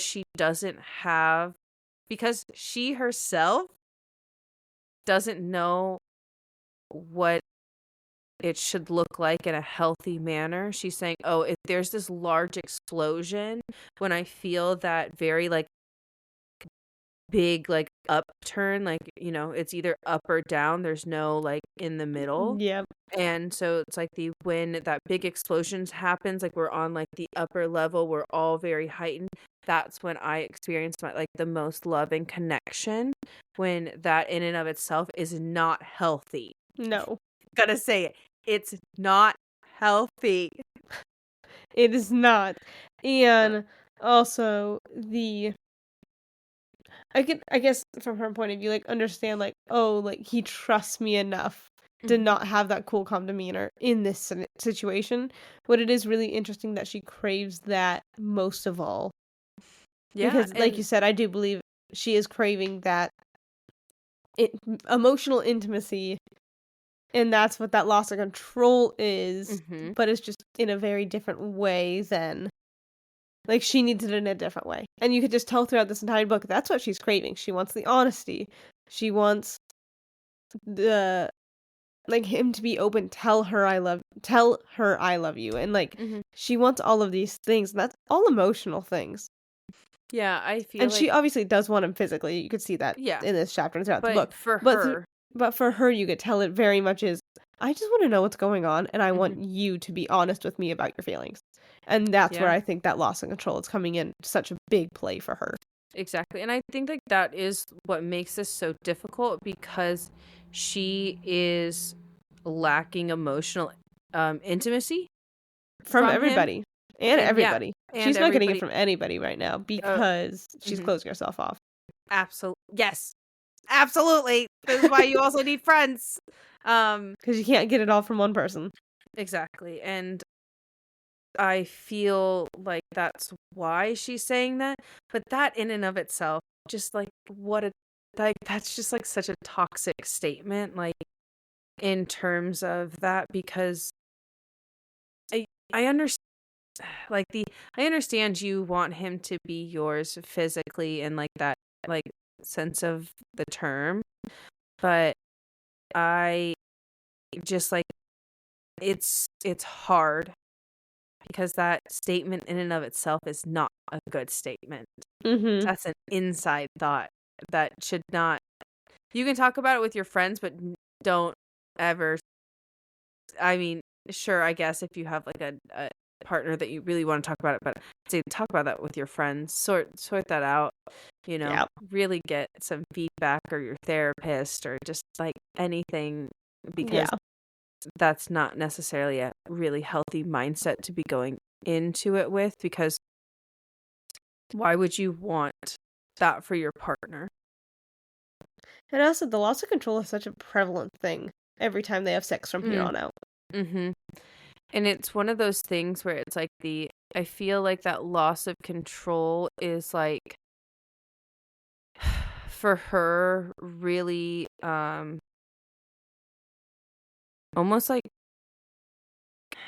it's like that masochistic thing of like oh, if I see you hurt yourself, like you're willing to bleed for me, then I know that you actually love me. Mhm. Where it doesn't matter like how much you say it or, your other actions reflect that. Like I need to see this very specific thing for me to know that you love me. And I think that that is toxic and Mhm. but like also it's not like he's not craving that from her as well. Oh, yeah.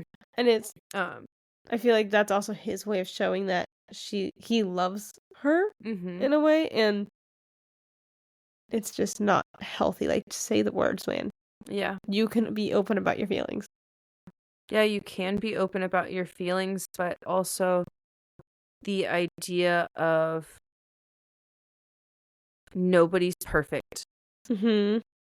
And this is where I also think that, Violet does put him on this pedestal of he's For always sure. cool, calm, and collected when, you know, that's never going to be the case. And not giving herself enough credit to know that she's also cool, calm, and collected when she needs to be. Yeah. Um, and I think like that's hard because I think that they are both deeply insecure. Which is Absolutely. why a lot of these like toxic things come up, which is why like, I feel like your mind comes from like at least for Violet, not for everybody. I'm not saying it's for everybody, okay? If you like that, then you go for it. But I'm just saying for Violet, I feel like it comes from like a deeply insecure place of her not necessarily feeling love and like she doesn't want to be abandoned. She wants him, and if she has him and she holds him tight and he's like hers, like, he's not going to leave. Like, he's not going to abandon her because Mhm. he's mine. And I've said it so many times so that it has to be true. Yep, and it's Um, also, like, he lost his dad, mhm, and so he didn't feel love that way. Violet didn't really feel love from her mom, and Mira and Brennan died, but he was in the quadrant. What did we say? Died. Yes, of course he died, in quotes. He was in the quadrant, what did we say, 9, 10 years ago? We did the yeah. math one day, and we were spot on, we were so Yeah. impressed.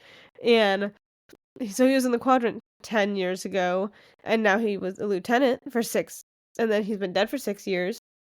Hmm. Then Mira went in the quadrant and was gone for 3 years at least, because by the Hmm. time Fourth Wing starts, she's already a lieutenant and, like, a little bit higher rank, so I'm gonna guess 2 years, Hmm. and so she's been alone with her mom and, like, her Well, siblings and left, so her, she and her dad died.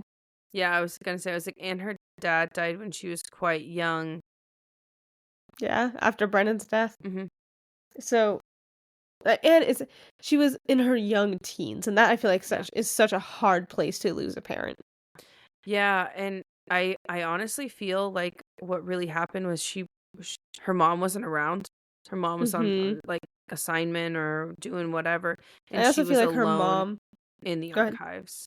Oh, absolutely, alone in the Yeah. archives, and I also feel like once Brennan died, once Mira was out, and, like, once her died, Hmm. uh, so her son died, one of her daughters is gone, and now her husband just died.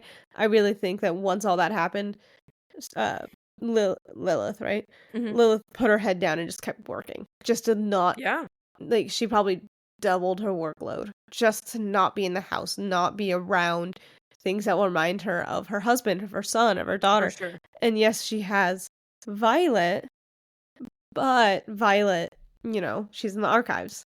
Yeah. And obviously she put her in the quadrant Hmm. because she wanted to be able to see, I don't know. But Yeah. Uh, it's just like it's interesting to see how like these attachment styles like come out. mhm. But she goes on and after they're done and they have the Don't die. I'm so sorry. Don't die.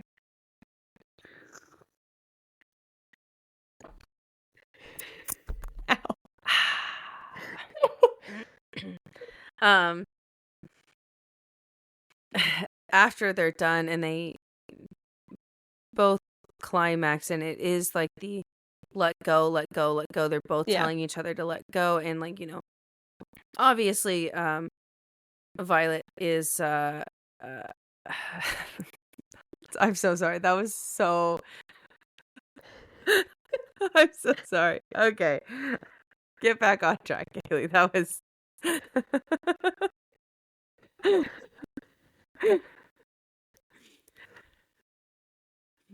Violet lights off a big lightning strike, and like his shadows engulf it, and she says kind of how comforting that is. Mhm. And then like, as they're going, like she's like watching him and she's like, I love literally being the only person that he unravels for. Like I want to be the person that like I want to be the only person he unravels for. And then he says, I'm fucking losing it. And she says, that's my favorite part. Yeah. And he openly says, like, oh, why does that not surprise me? Mhm. Which also is like one of the things where it's like that in and of itself is a toxic trait. Like, if you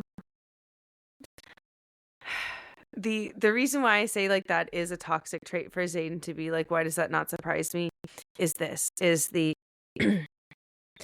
if that doesn't surprise you, that means that you've thought about it for a really long time and you know exactly what's going on. And if you consciously and like mentally know what's going on, why are you continuing to participate in a situation that is only hurting you?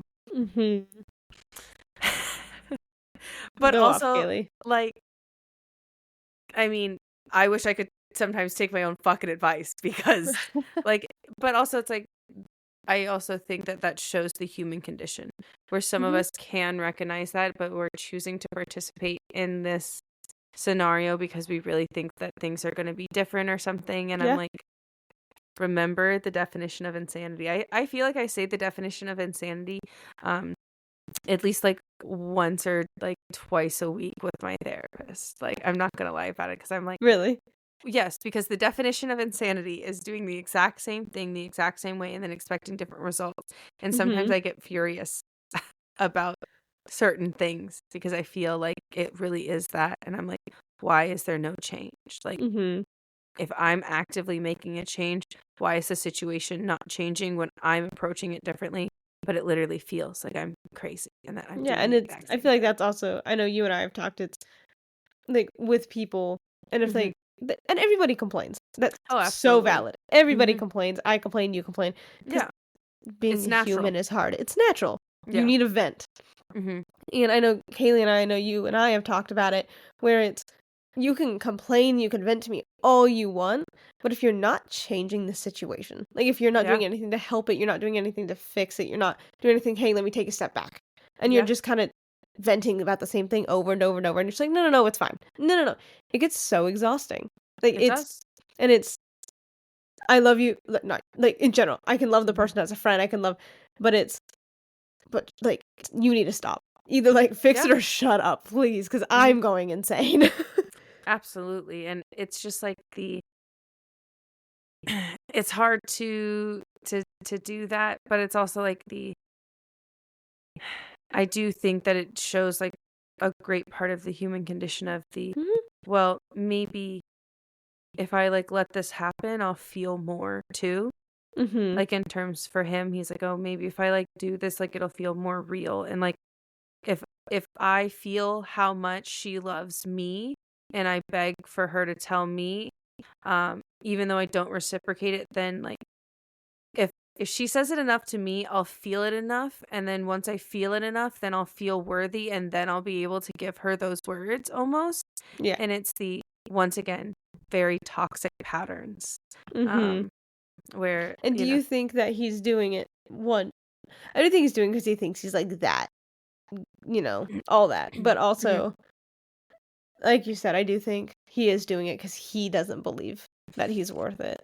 Like Yeah. we've seen it in his chapters. He Hmm. does not have great self-esteem. He is definitely the emo For dragon sure. boy. Yeah, he is an emo dragon boy through and through. And he does not have his self-esteem, so I do think it is. I can't give her those words because Hmm. she's just gonna take them away because I am not worthy of those words. Yeah. And or it's the like her. If I give this person these words, they're going to have so much power over me. And I don't Yep. know if I'm ready to give up my independence Yeah. to actually fully do this and commit to this because I'm honestly scared of commitment because, it's a lot of people's, regardless if you have avoidant or like anxious attachment styles, most people's biggest fears is abandonment. And it's Mhm. it's a big thing. And it comes down to the human condition of like we are herd animals. We do live Absolutely. in packs. Like that is just the nature of I was like, that's just the reality of human nature, really. Yeah. And you that dates back since humans have existed or have been documented or Mhm. however you'd like to. We're pack animals. Like we need to, Yes. and it's why like communities are such a big thing, and why if you kind of isolate yourself, you start getting really depressed and upset Yeah, and angry because we need interactions. We need a mhm, community of people. exactly. And it's the you can be an introvert and not need Yeah. a lot of interaction, but you still need like that like 2 seconds of that. Hi, how are you doing? Oh, I'm doing good. Great. Yeah. Period. Like that's it. Yeah. Like your interaction doesn't have to be large. Honestly, like a lot of my interaction is just the like the nonverbal interaction. It's just the we're sitting in the same room, we're body doubling, we're you know, I think they call it something else besides body doubling. I know that I don't know the word, but I know what you're talking about. But it is helpful, and it's just having someone in the Yeah. same room. You don't have to be talking. Hmm. You could be doing two Yeah. completely opposite different things. Yeah, and you don't have to do that to have like that type of interaction and then to be satisfied with that human interaction. But regardless, we still are, pack animals. But I do think, their relationship, I did write it down from earlier, the thing that I wanted to say earlier. Yes. Is that, this is how toxic patterns can be recognized and yet rationalized at the same time, because they are both. Yeah. Violet's over here saying, I love him, but I don't want to give him the power because it's scary for me, because I feel like I have no control over Yep. what he does. And I feel like, first of all, she's still processing that her entire world was a lie. Yes. I mean, that's a lot to process. Yes. And so there's a lot of She scared needs of the control. unknown. I need control. I need more information, because information makes her feel more secure. And then he's like, I can't give her those words because I don't want to give her that power, because everybody just leaves. Yes, because everybody just leaves. Nobody actually loves me because I've been told that I'm unlovable because I'm the son of a traitor. Yeah. Like, think of everybody that's told him that, like, you can't he has trust him. You can't love him. I was gonna say, I was like, he honestly has like a little like like a Naruto backstory where his parents died and like the whole Leaf Village like takes care of him and yet like makes fun of him all at the same time. Very like Naruto-esque thing. Yeah. But Naruto's also an emo boy in his own way, even though he's really happy. Sometimes the most happiest people are the most depressed people, but But honestly, Sasuke, we could love that edgy boy to death. We're here for the edgy boys, but that's okay. He's also an emo boy. He's actually like a real emo boy, but it's okay. Besides me getting on a side tangent about emo boys when I was actually really talking about toxic patterns. I was like, has anybody recognized my toxic pattern? No, not at all. Hey, you know what? Like, it's okay. I like the emo kids. It's fine. okay. I will. For the rest of my life. It's a thing. But we can recognize, and they can both recognize and rationalize why they want to do it. Xaden is saying, I don't want to give her those 3 words because I'm not worthy of love. She's going to leave.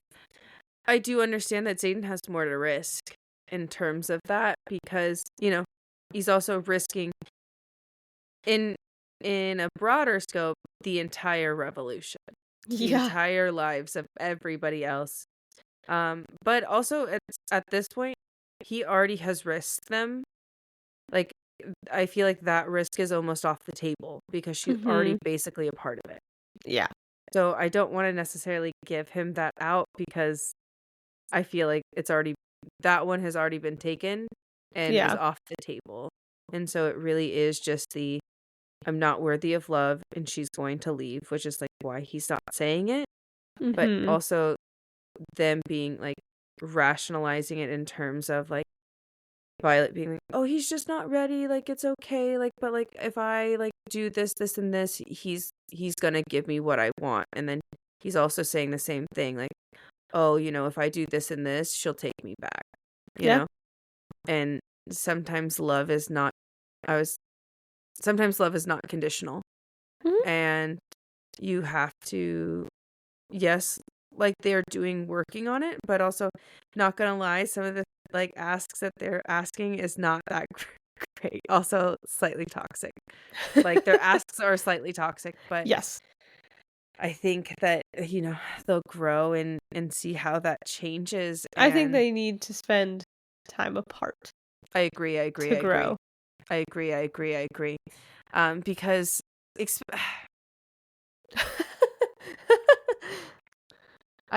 I like, it's one of those things where it's like I understand why she wrote this in because, it's a spicy like romance like romantic-y type of Yeah. book, and like they need a little bit of spice in it. But also for me, I'm just like, uh, uh, I'm trying to like, I think that's, you know, I don't like them at this point in time. I don't like Mhm. either of them, and I definitely don't like them together, and I don't think that they should be together. Yeah. But that's just my feeling. Um, I think they need to work on it, and I do like mhm. them as characters separately. Yes, I I do think think they're like fantastic separately. I do, and it's also like we said, I do like how the relationship isn't perfect. Mhm. I do like how they have Absolutely. to work through things. There are toxic traits in it. There Mhm. are, and it's we need to work on this because we're in a relationship. We're choosing each other. We're not fated. We are choosing each Yeah. other. We want to be together. We need to work on this if we're gonna make this work. Mhm. And it is nice to see that.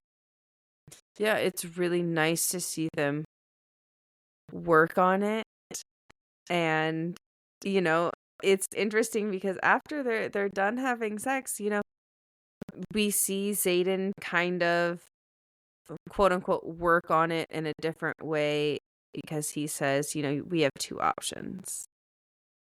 Well, sorry, three options. You're right, Ashley. I'm so sorry. There's three There's options. actually 3 options. They can like basically like not really Go wait again. 5 minutes, but we can either go again right here right now in this bathroom, or we can go to my room and then do it again. I'll make you nice and comfy. Yeah, and be comfortable, or we can go to a drop and drop off some of the daggers and stuff like that. And she immediately is like, all right, let's put some clothes on. Immediately. And he was runs and like, grabs her clothes. God damn it. That's the He's like, that's not what so I wanted. so there's no chance for option 1 or 2. Like he was like, no. He's like, not even a cuddle. Like, what? Just a little. Can we go to bed and cuddle for maybe 10 minutes? Yeah, just a little. I I think like that's interesting that like he's willing to give that to her now, but also she has gone through like quite a bit of RSC, and her shields supposedly are getting better. I will say, I think RC did really help Yeah. him trust, Mhm. because she does say, she's like, you're gonna need to trust the shields that I've been working on, that you've been helping me with. We have to see Yep. what happens. And the knowledge wasn't, they didn't touch her, but the knowledge wasn't like given. And so I think he is now kind of like, oh, like she has the shield. She has the voice to say no, Mhm. which I feel like she Exactly. obviously did not have before in book 1. Yeah. She had the voice to say, don't fucking touch me. Yeah. But she didn't have the means to say, don't fucking touch me, and then backup plan, if you do, you're still not going to get anything. Mm-hmm. So it's interesting to see that, but she does jump at that fact, and that's actually where the chapter ends. Just immediately. Yeah, just immediately. I'm they're grabbing gonna my go. clothes. Yeah. Yep. All right, we're Yeah. done. Thank you. I was like, okay. It's like, okay, no cuddle, just Not for like even a 2 cuddle? minutes. Just a little, And yeah, so now we're going to be moving on to our spoiler section. So if you are reading along with us and you have not read the books like further on than we are now, I would pause here if you're not interested in spoilers, because we are deep diving further and talking about spoilers for how these chapters affect later on in the series. So big spoilers ahead. Big warning. And if you're here for spoilers, welcome. We're glad to have you. Hello, welcome. Thank you so much for joining our spoiler side. Woot woot. So spoilers. And as always, we're going to start off with our beginning excerpts, which we do have 3 in store for you today, because we did read 3 chapters, but for the most part, some of the chapters were short. They were short.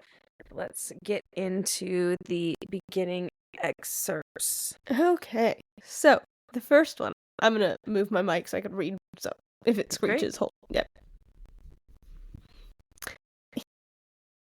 Oh my god, where do I want to hold this? Jesus fuck. Okay. The first one. If we ever choose to invade enemy territory, which we don't, I would choose Zola as my first target. Take out Cliffsbane Academy, and you take out years of Griffin Riders in one strike. Tactics, a personal memoir by Lieutenant Lyron Panchek. Mm. How interesting. I feel like we have not seen Panchek in a while. We have not seen Panchek in a while. I think he's fighting somewhere. That's why he's not there. Mm-hmm. I think he's been reassigned. Yeah, and then it's interesting that this beginning excerpt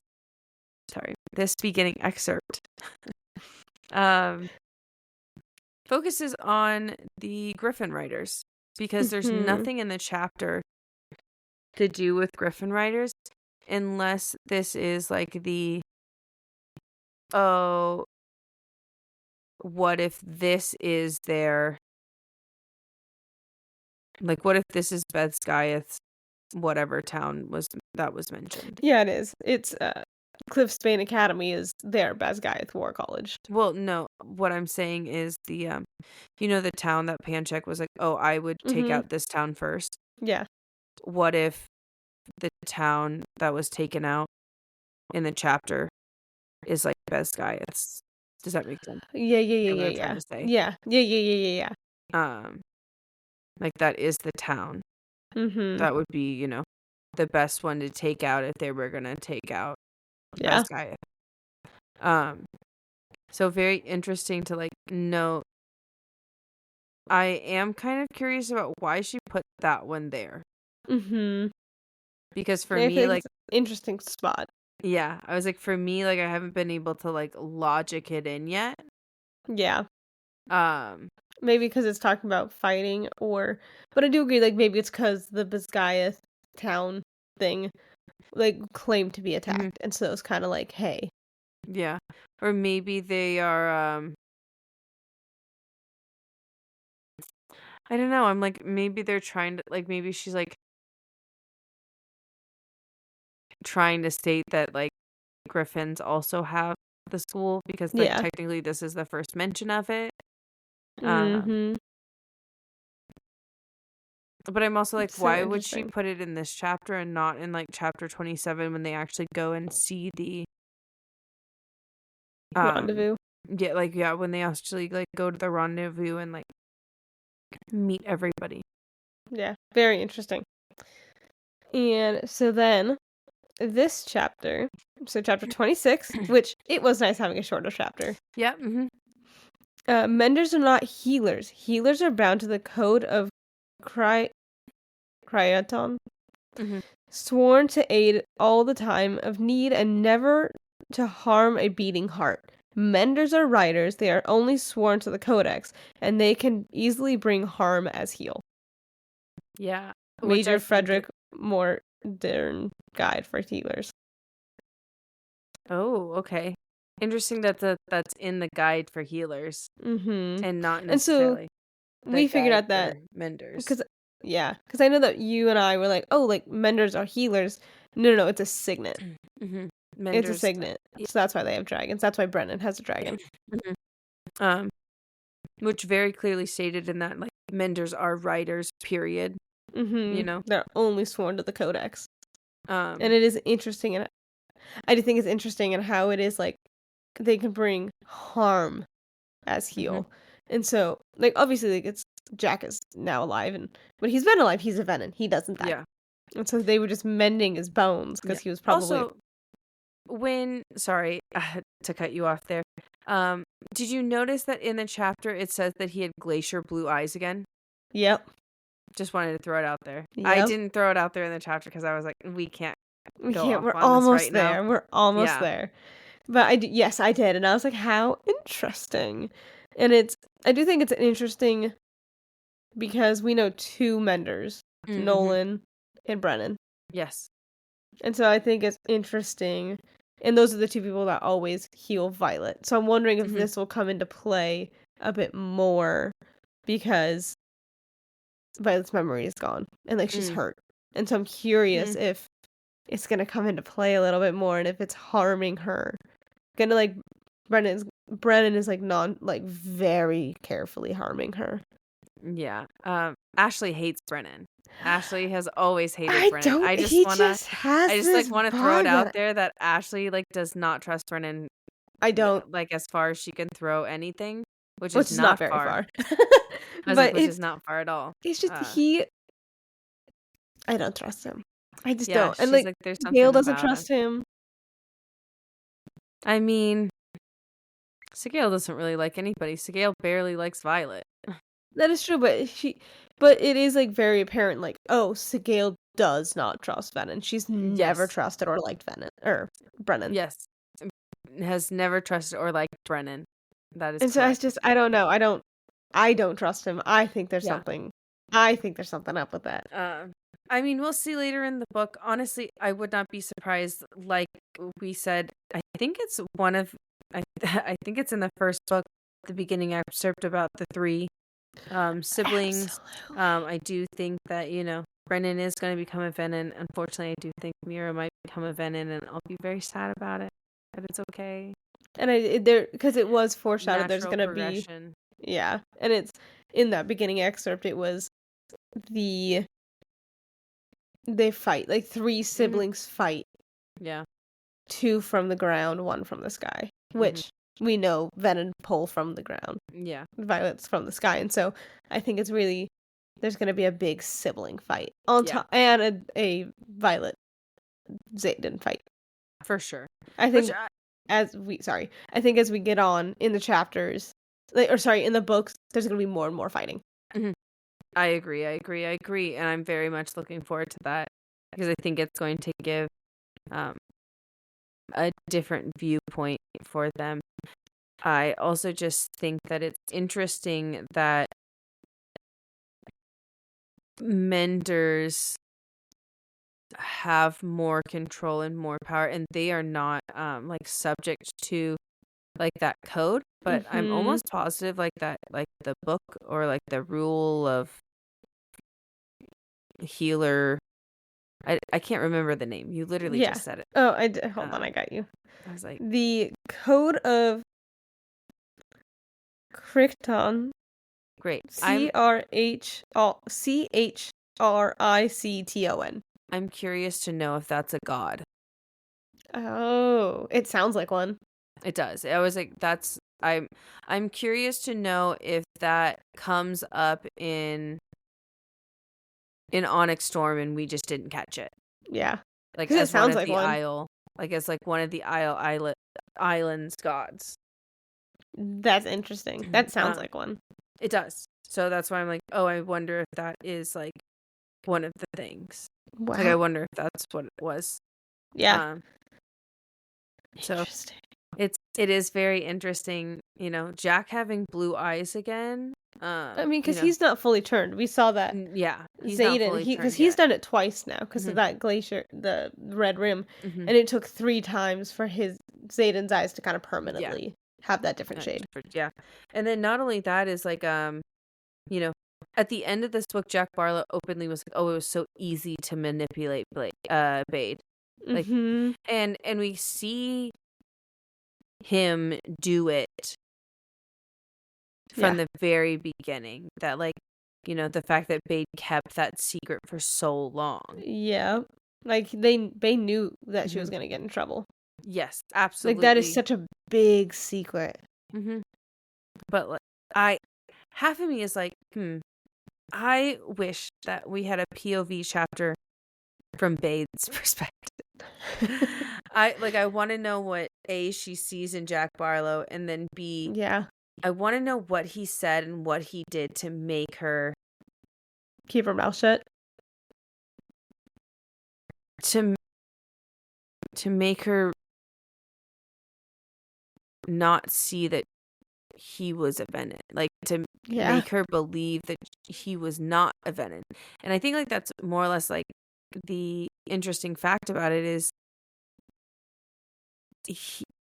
you guys have, like, the dragons have been killing Venom for eons and decades, and the Venom have been doing the same thing to the dragons. But I'm also like, it's been very clear that a lot of dragons do not interact with riders that have turned. Yeah. Like, it's kind of an odd thing that happens, and the fact that he was able to manipulate her, I would be very curious to see, a chapter about that. Yeah. Mhm. That would be really interesting. Yes, Mhm. absolutely. Yes. And so then, the third beginning excerpt is, by the end of the third year, a rider must attain full and complete control over their shields. Otherwise, in moments of extreme stress, they are susceptible to being not only influenced by the dragon's emotions, but controlled by them. Dragonkind Journal. Yeah, and I mean, honestly, that was the entire chapter 27. It was. It was like really The entire heavily foreshadowing chapter 47 and chapter 27. That's crazy. Chapter 27, not 47, 27. And about what was going on and how Taryn really did take over, flood her emotion, but also it does say that when the writer loses it, it could get them in trouble. And I feel like that's only more foreshadowing what is going to happen because, openly she states in the chapter 2, I feel like Varish might kill me for this. Yeah. And, we're going to see it in the next upcoming chapters that they really do try. They do. Yeah. And, like, there wasn't much spoilery stuff in these sets of No, chapters. there wasn't much spoiler sets. And then honestly, I feel like we talked about most of the spoilers when we, talked about the second beginning excerpt, because I feel like a lot of the spoilers mostly tied in with that one. Yeah. Than anything. I'm also just curious, like the Griffin Rider ones, I'm like, maybe she put that in this one to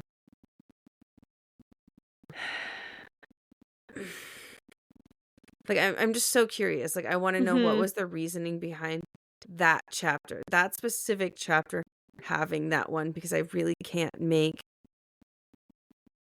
any other correlation besides the fact that that village is like mirrored it to Beth's Gaiath, And I was walking the other day and I thought of a theory for the series, and I cannot remember it, and I'm really upset. I got so excited and I literally had I was like, wow, how interesting. This would be so fun to talk about on the podcast, and it's gone. I guess somebody didn't write it down. How dumb of me. How dumb. God, what? It was something about the dragons and the bonds. It's one of those things where it's also I'm curious if they does the bond change when you turn Venin?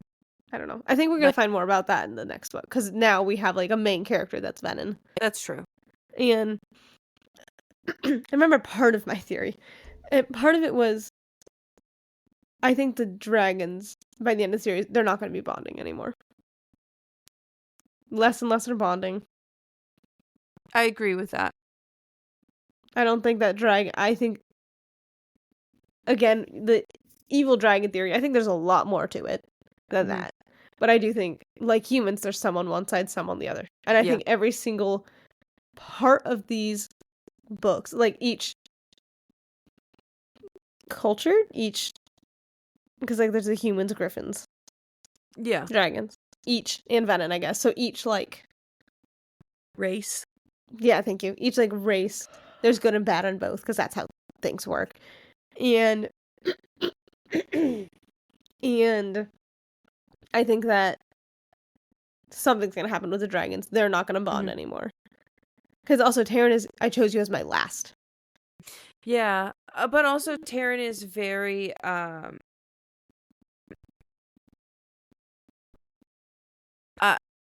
he's very attached. Yes, he does get very attached, but I feel like attached. Just of how they're bonding less and less, how he is you're my last, and how I don't think they're gonna be bonding anymore by the end of the book. I agree. Or sorry, the end of the series. I'd be interested to see how that plays out and like how that changes the dynamic of certain things. Mm-hmm. Because And, like, it'd be technically there's interesting if, like, already like an entire dragon kind that does not bond at all. Like the yeah, Irids don't bond at all, and they're not at all. living their happy old hunky-dory lives, you know? Yeah. And so it's like, I want to figure out what happened between the Irids and the dragons. Yes, that's Like, something very must have happened big where they go, the dragons did something, or the humans with the dragons did Mhm. something. We need to stop. We need to go. Yeah. I'm it's all very, very interesting. Very interesting. And there was a little bit of, like, intrinsic Yeah, there was, especially like sprinklings. um during that scene, you know, him knowing that she does want him, I think like makes him feel like slightly more secure, but I'm also just like that's why I think that he's really selfish. Mm-hmm. That like that's also why I really think that he's so selfish for not giving that to her, because if she like, you know, she's fucking saying it and Mm-hmm. you're reading her emotions to the point where you know that that's what she's feeling. Yeah. So if, you know, once again, if, you know, she's saying it and you're feeling it too, like, come on, man. Mm-hmm. Like And there's no more excuse. yeah. And sorry. And so it's like very sprinkled. She's saying it in her head. Yeah. And like he's like, "Oh, I need you more, Violet." And so Mhm. it's very sprinkled in, and it's you could kind of brush it off as like, "Oh, you know, he Yeah. knows from how they're acting, he knows that she wants her." But I do think there was a little bit of intrinsic, and because he's losing control, Yeah. his signature gonna kind of be going haywire a little bit. Mhm. Yeah. Oh, and foreshadowing for her punishment, kind of. Like, at the beginning Yeah. of this chapter, she's like, I don't care what Varys can do whatever he wants to do. I need to be here. Yeah. And Cuz so we it's, know that that is definitely coming up. That was a big foreshadowing within the chapter. yeah. Because I think it's like 3 more chapters, and then she's in the torture chamber Mhm. again. But actually being interrogated and tortured Yeah. this time. Yeah. Which is wild. I am actually kind of excited to get to that point, though. I'm very excited to get to like that climax of the book, especially because The first half of the first half is honestly just like it's slower. yeah, I would say like government building, not necessarily like Yes. world building, but like government building. And then also we're seeing like the big world shift because like Mhm. Violet's point of view is shifting. Yeah. So, And I know that there's some times where there's this one book that I read and I could not get past this one page because it was just all politics and it was just so much. I'm like, oh God, I just couldn't get past that one page. And I feel like mm, with this, I feel like they do sprinkle it in quite well. Like it was never, yeah. this one I'm listening to an audiobook, so it's a lot easier just to kind Mhm. of listen to it. The one that I was talking about, I was reading, but I do think they sprinkle it in. It's not like shoving in your face. Yeah. But also it is shoving in your face saying, "Hey, this is not okay." Yeah. So, it is very interesting. Yeah. And then I guess on that note, we don't have any other spoilers for you guys. So Nope. thank you guys so much for joining. I was like jumping. I was like, okay. Thank you guys so much for joining us. Give us a like, follow, subscribe. Please hit all of the buttons. We really do appreciate it. Don't forget to download. Do all of the things. Do all of the things. We love you guys. Thank you so much. And the last thing we have to say to you is, what did the void say to you?